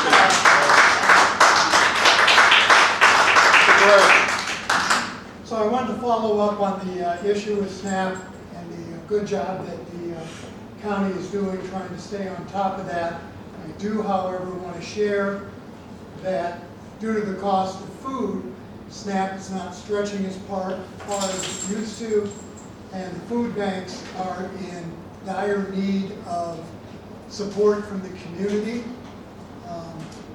I work in an agency where they've got 12, 15, 16 people every morning waiting for them to open. And Tuesday, they run out of food, which has never happened to them. Fortunately, Wednesday, the truck came from Syracuse. They're restocked, but it was line out the door again today. So if you live near a food bank and you're in a store, I would encourage you to pick up a few cans of food that will last quite a while on shelf and drop that off at your local food bank. They're all feeling it. And with the holidays coming up, that's going to become a bigger issue. You know, we want to make sure that people do have a decent meal and that time with their family. And everyone in this room can play a partner in that effort to try to take away some of the pressure on us. Thank you. Any other miscellaneous business? None, I'll look for the appropriate motion. We'll make a motion. Adjourn, okay, adjourn. Moving on to public, you want? All in favor? All in favor? Aye. All right, okay. All right, meeting's adjourned. Moving on to, anybody need a break before I go, public comment? You oppose? Thank you, Jay. There aren't. Yeah. You do whatever you want. You do.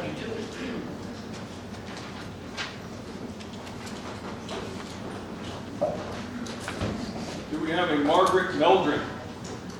Central Square here. Forward, or we might only have 5 minutes. Welcome.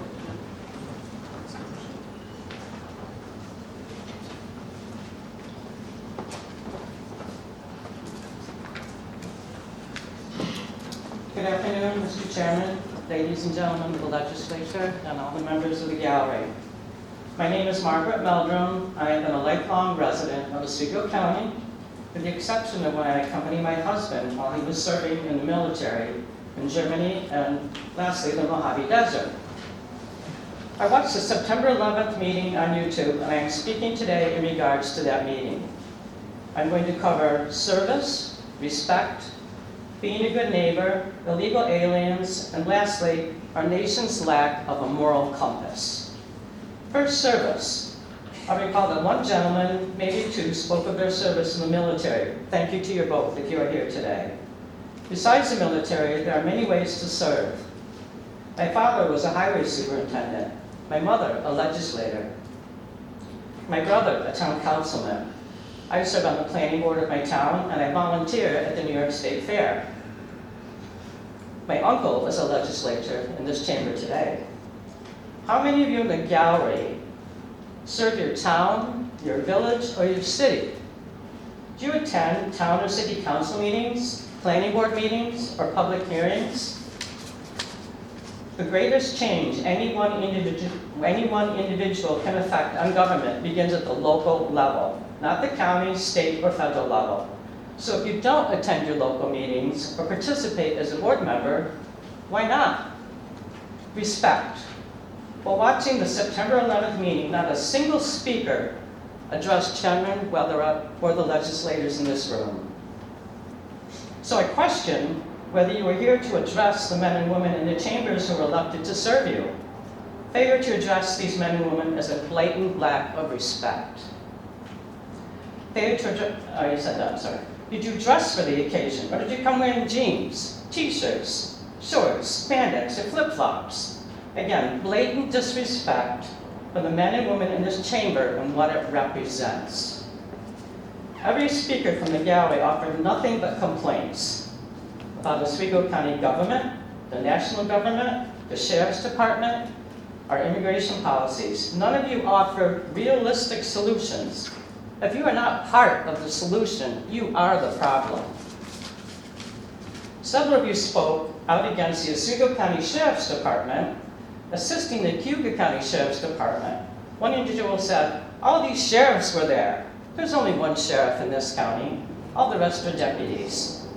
Our Sheriff's Department was being a good neighbor, as Cuyahoga County needed help, and we provided it. That is what good neighbors do.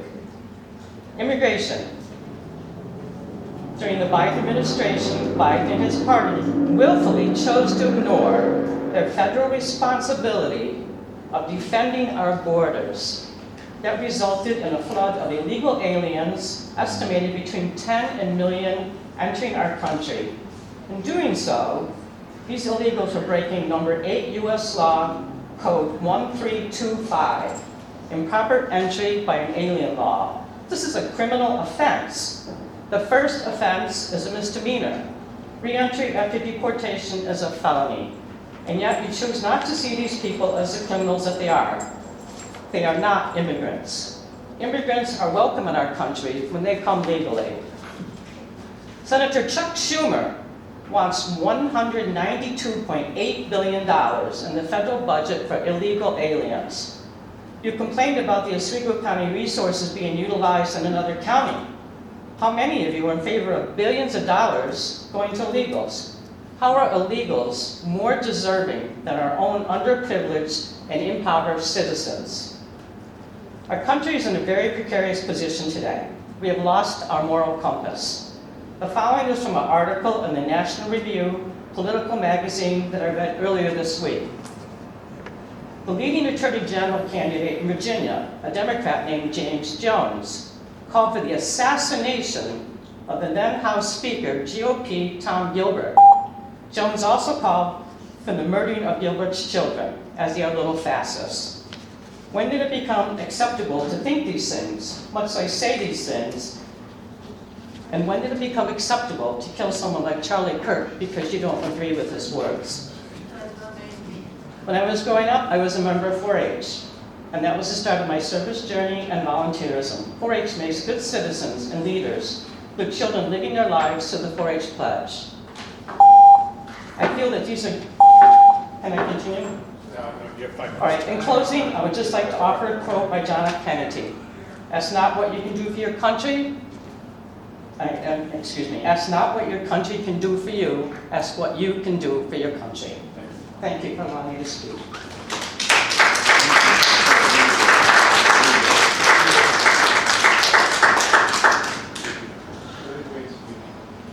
Paul McKinney.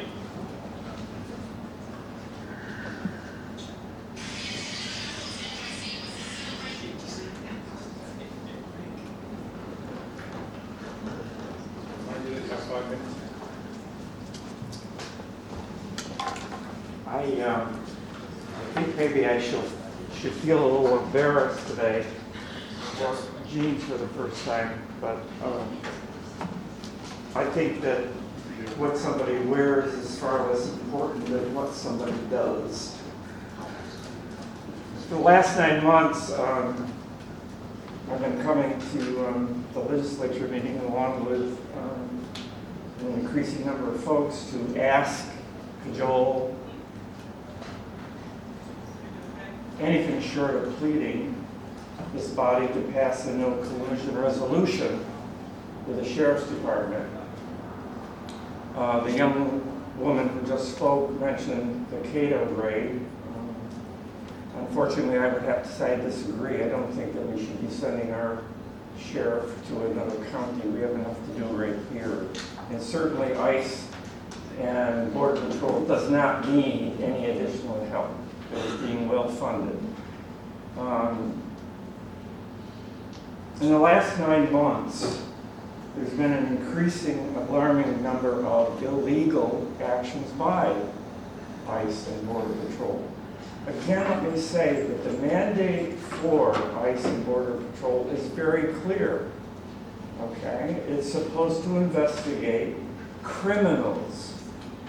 But if you don't understand or realize or accept the fact that they are going way beyond criminals, there are innocent people and kids that are being harmed every day. Let me share with you what I got today that came across my computer. Okay, the most recent being Illinois and Chicago in particular. So now it's not just ICE and Border Patrol. Okay? Listen to this.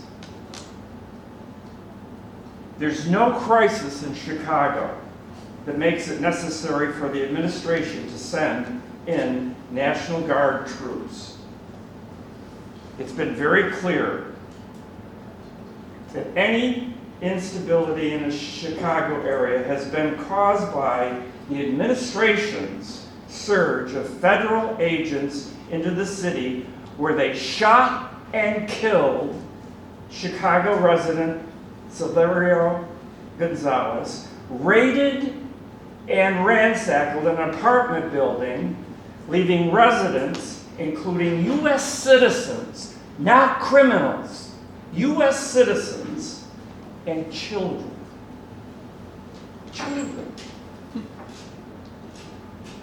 Bound outside for hours. They shot an unarmed woman. Her name is Miramar Martinez, and aimed a weapon at a resident who was simply photographing what was going on. You know, we have over 200 people every week on the bridge, exercising their God-given and constitutional right to protest. God forbid, folks, that that begins to happen. And if you have not been aware, the president and his sidekick, Steve Miller, have now said they're coming to New York State. They're coming to New York State. In each of the cases, the government initially insisted that the federal agents either were under attack or were rounding up the worst of the worst. But subsequent information has showed the federal agents were there and they were the aggressor. Federal agents have held journalists who are now suing ICE and the Department of Homeland Security for the use of extreme force against them. They're using tear gas against common folks. God forbid, in a few months, that these 200 people are on the bridge innocently and calmly protesting are sprayed with tear gas. Please consider immediately passing a resolution preventing our sheriff's department from colluding and assisting ICE and Border Patrol. Please. We still have time, but time is running out. Thank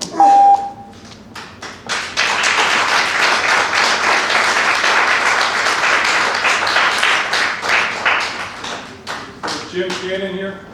Jim Cannon?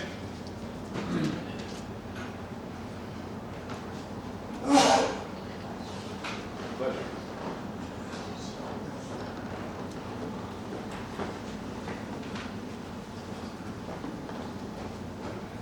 Good afternoon again, ladies and gentlemen. I'll get to my remarks relevant to local issues quickly, as I know that's what some of you are looking for in order to stay and listen to your constituents. Unfortunately, the person that was directed at already got up and left. In the U.S., there are 174 mass shootings between June 1st and 9/11, 2025. That's not individual shootings, that's mass shootings. I included red and blue states, checked it all out. Let me ask you a question. How many minutes of silence for lowered flags for any of these people was made for in this chamber?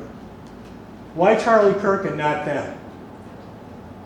How about the victims of the Evergreen High School shooting that happened on the same day as Charlie Kirk's shooting? 2 kids put in the hospital, 16-year-old shooter killed. Any, no? Okay. How about the legislators, fellow legislators in Minnesota? State Representative Melissa Hortman and her husband Mark assassinated in their home. Ring a bell? No? No silence? Okay. State Senator John Hoffman and his wife Yvette shot in their home, physically recovering. Why Charlie Kirk and not them? You know, I was so irritated the last time I was here that I kind of lost my train of thought. I was one of those people that didn't address you directly. Here's my problem. When I was a child, I was told if you respected somebody, you called them ladies and gentlemen. When I started my speaking today and last time, I said good afternoon or good evening, ladies and gentlemen. I mistook you all for ladies and gentlemen, obviously, because I didn't say your names, okay? Now, you want to talk about insulting? I didn't wear a suit today. I don't own a suit. I haven't owned a suit in 25 years. Certainly not going to wear one here, because it's part of my constitutional right to speak. I really don't need to impress you. 2, you know what insulting is? Insulting, as a veteran, I can tell you what's insulting. When a guy who spit vitriolic garbage, homophobic garbage, racist garbage, got the same treatment that John F. Kennedy did when I was 8 years old. The entire deal. The horses, the caisson, that means something to veterans. That's what I would commonly call a bad word. I'll just say manure today. Okay? That's the problem. People's different idea of respect. Treating people by calling them by name, I get it. Treating them respectfully, a little more important. I was in the service, and you can call somebody sir, and it can sound like you're calling them a horrible name. Or you can tell you something nice, and you can. So here's what I'm going to do. Let's use the rest of my time having some respectful silence for those And all the rest of the people are going to die through gun violence this year.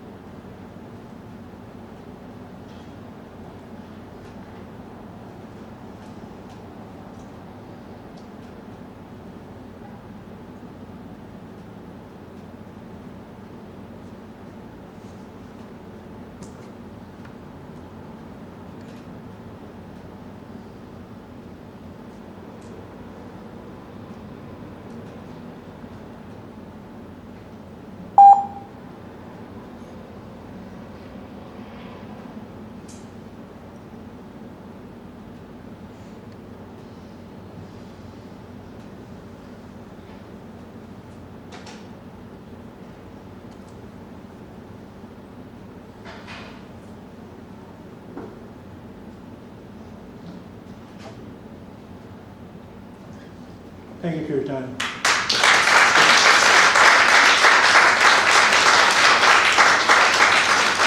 Chris Weisenberger.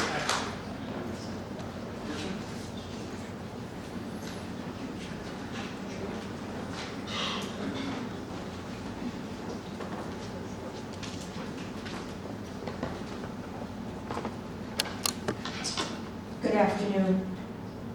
The First Amendment guarantees me the right to freedom of speech, and I'm exercising that right today while I still have it.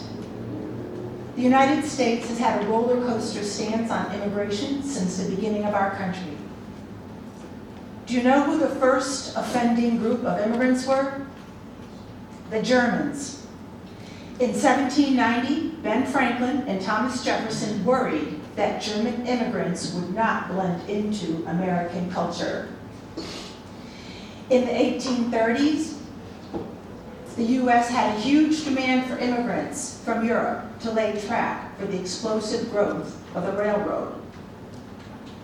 During the Civil War, the U.S. needed immigrant workers, and Republican President Abraham Lincoln signed a law to promote immigration. In 1882, the Chinese Exclusion Act banned Chinese laborers from immigrating to the U.S. It was the first federal law to restrict immigration based on race. The law was motivated by economic resentment and racist beliefs. Between 1890 and 1914, California began relying heavily on immigrant labor for its intensive fruit and vegetable farming and large-scale ranching. These immigrants included Chinese, Japanese, and Mexican immigrants. During World War II, transatlantic travel was restricted, so the U.S. recruited Mexican workers to address the wartime shortage of agricultural labor, and 500,000 Mexican Americans served in the U.S. military during the war.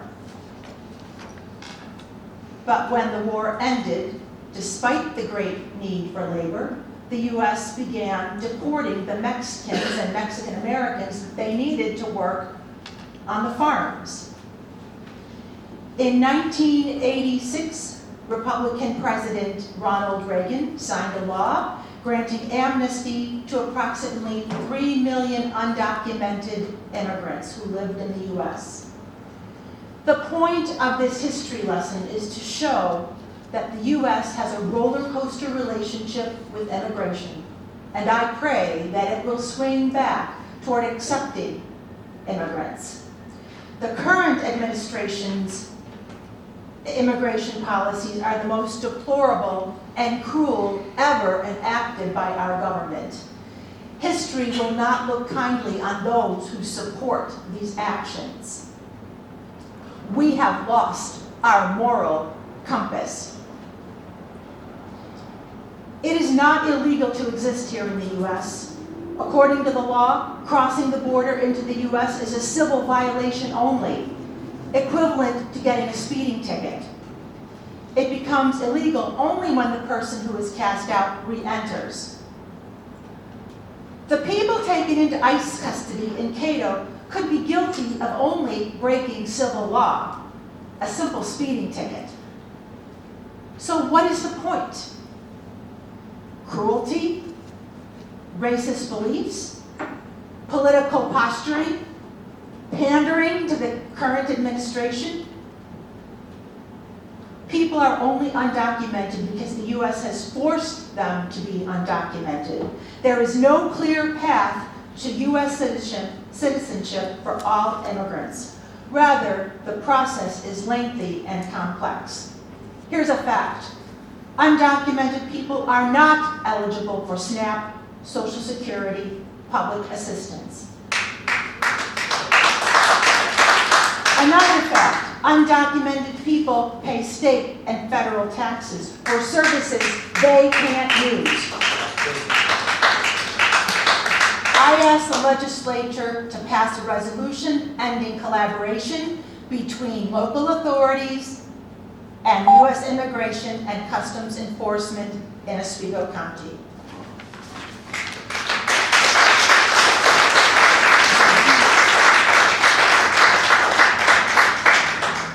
Patty Familo.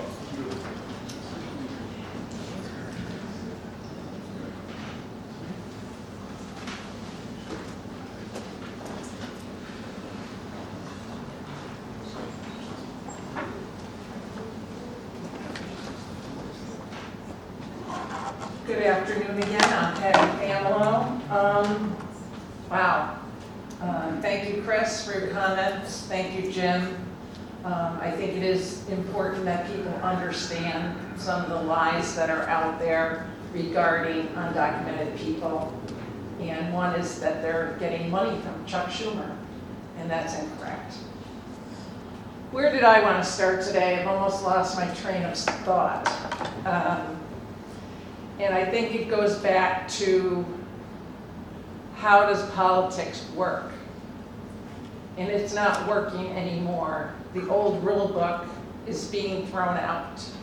So now we have a government shutdown. And everyone's doing this, because that used to be the Republican trick, right? Now it's the Democrat trick. So now we're at an impasse. So, in the old days, negotiations would happen. People would come to the middle. And that seems to not be happening anymore. But we have to resist that. We have to keep pushing back on that. We have to continue to demand that people work together and come together and make concessions. And that is what our government needs to do with the shutdown. And it starts with all of us, legislators, citizens, speaking out and saying, we don't want gridlock, we don't want shutdown, we want concessions from both sides. That seems reasonable, doesn't it? Perhaps.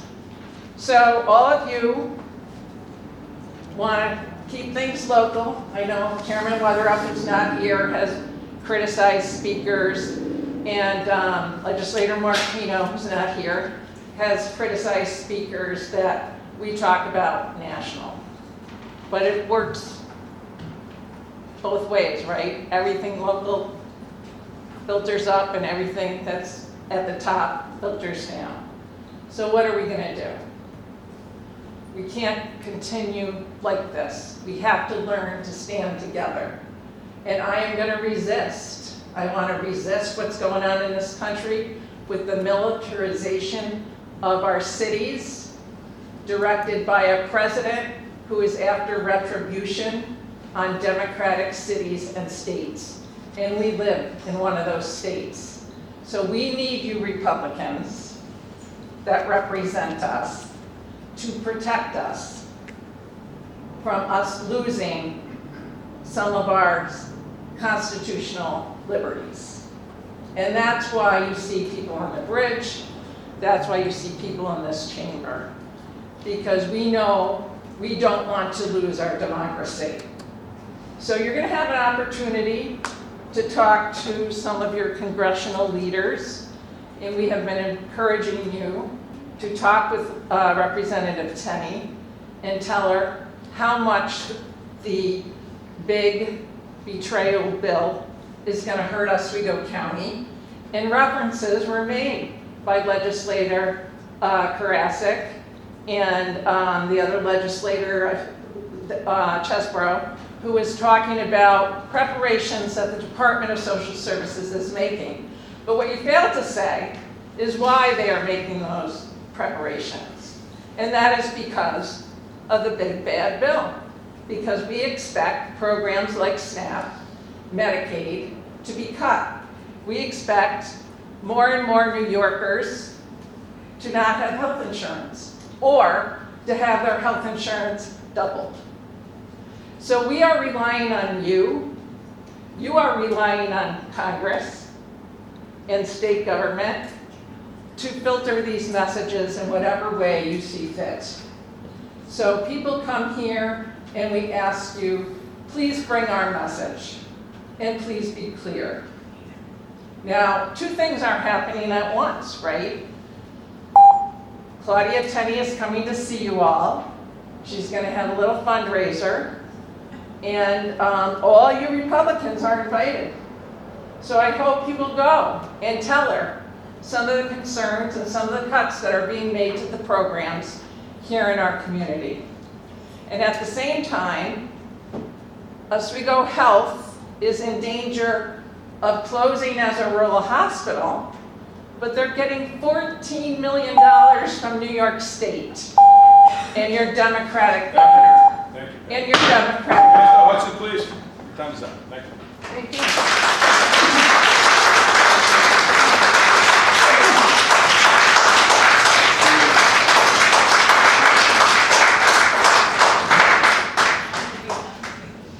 Samantha Hudson?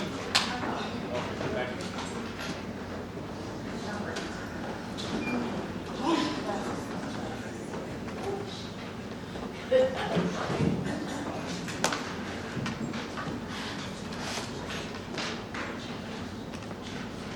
Do I start one over? What's that? Oh, please hold on 1 second. Timekeeper, so. I'm a patient person.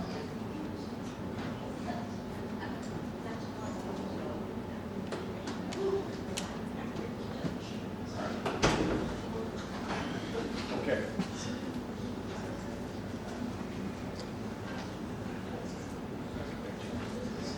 I've never done this before, never been to one of these meetings, so I just want to say hi. I'm not here to talk about immigration. I know there's bigger issues in our county. I'm here to talk about the traffic diversion program. I'm a law-abiding citizen, been here my whole life. Recently got my first ticket, I'm 37 years old. I reached out to my legislators for help on this program. You have 4 options. You can plead guilty and the judge will decide your fine and what you're going to get in trouble with. You can plead not guilty and you're supposed to have a fair trial, which I don't think was fair at all. It was my word against the police officer, and the police officer wins every time. And because we don't have traffic dashboard cams on our police vehicles, I have nothing. I have no way to prove that I'm not guilty of something. I made a lane change, and I didn't see anybody. My car didn't warn me that there was anybody, because I also have a second thing that tells me. So now I've had to install my own dashboard camera to prove that I'm not guilty next time I get pulled over. Now, your third option is to pay a $300 fee and act like it never happened to you. I don't have $300. Most people in this county don't have that kind of money, and it's not right. Or get a lawyer. Those are your options, and I don't think it's fair. It's wrong. First person, I brought my, I went to the DMV, I did my homework, I'm very good at investigating. I got my driving abstract, I brought that to court, they didn't care, they didn't want to see it.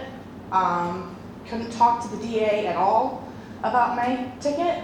I got 3 points on my license, and I've never had a ticket in my life.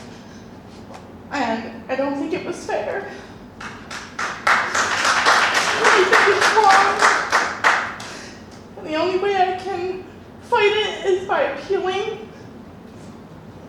And I can't afford a lawyer to appeal it. And I'm told that it's just a traffic violation. It's not just a traffic violation for somebody that's a law-abiding citizen that's lived in this county her whole life. That's going on my record. And I don't feel like I'm guilty. I did everything I was supposed to do as a driver. I worked for the post office for multiple years as well before. I had to leave them because of maternity. They don't have maternity pay, and I had a baby recently, so. But the post office wouldn't allow somebody who didn't know how to drive for them. And I don't think that my trial was fair, and I think there should be something done about the traffic diversion program in this county. I don't want my kids to have to go through this. They shouldn't have to pay $300 every time they get a ticket. There should be a fair trial. It's my constitutional rights. And it wasn't fair. Or we should have dashboard cams on all our police vehicles. Also, I think that's a big priority too, because all the other states have them. We don't. And it's not right. Because if she had that dashboard cam, it would have proven that she was either going too fast and came up behind me too fast on that turn. When I was moving, I was going 15 miles an hour and making a lane change. I had my blinker on. I checked all my mirrors. I checked it twice, before I made the move and after I made the move. I should not have been found guilty in the court of law, and they should have at least given a second thought to the fact that I've never done anything, no crimes, no nothing. I'm a good person, and I do not deserve to have 3 points on my license. It also makes your insurance go up. And as a single mom of 3 kids, I cannot afford that. So, just wanted to voice my opinion. I'm not a good speaker. You did fine. I'm sorry. You're fine.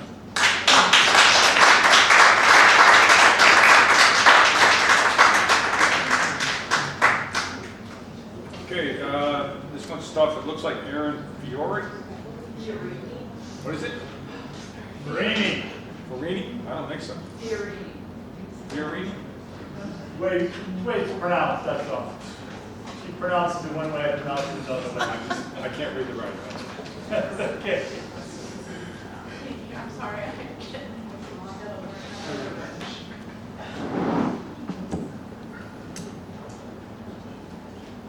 Hi everyone, thank you.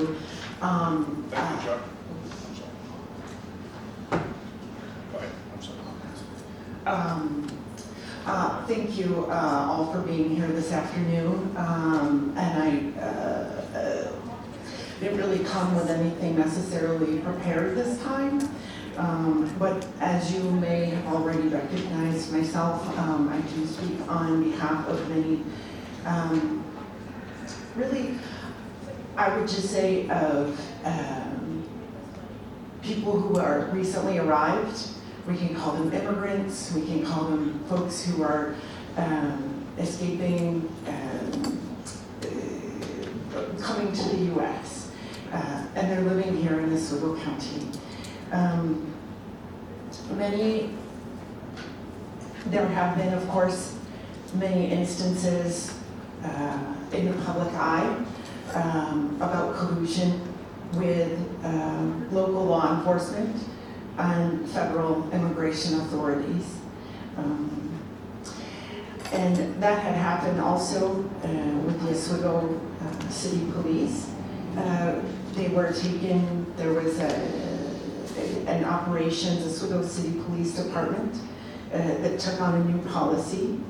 And I just have offered in the past that in doing so for the Oswego County Legislature, that I would help and draft a similar blueprint for the Oswego County Sheriff's Department for a no collusion resolution. So we have it. It's nearly 6 pages, and it's right here. And I just wanted to highlight a couple of the portions of it where even in the meantime, if there is not something written, that in this, in the city, the Oswego City's version, the department members will not request nor utilize federal immigration authorities to assist with language translation unless there is a situation involving an imminent threat to life or safety. Department members, this is another portion, department members shall not provide a federal immigration authority with access to an individual in their custody or use the department's facilities to question or interview such individuals except where a judicial warrant, judicial order, or a legitimate law enforcement purpose exists in connection with the enforcement of state law or federal criminal laws. That's fair. They go on to say, to outline, all vehicle and individual stops, investigative detentions, arrests, search and seizures by members of the, in this case, the Oswego Police Department, to be replaced with the county. Members will be based on a standard of reasonable suspicion, probable cause, or as otherwise required by the U.S. Constitution and the New York State Constitution. Department members must be able to articulate specific facts, circumstances, and conclusions which provide objective, credible evidence to support probable cause or reasonable suspicion for a stop, investigative detention, or arrest. As we know, this something similar, these similar circumstances conducted by the Oswego County Sheriff's Department are currently under investigation. We don't quite know when that will be released. I have it,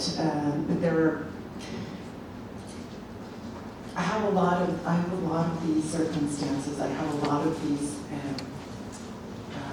instances given to me. And it's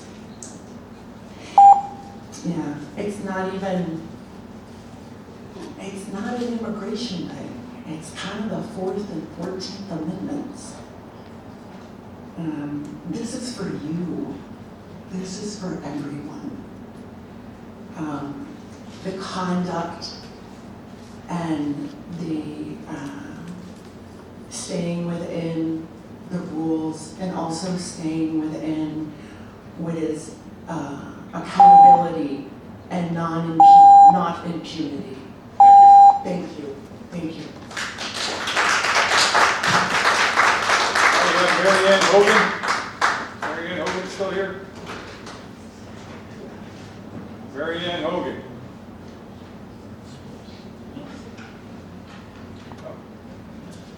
Okay, that's it then.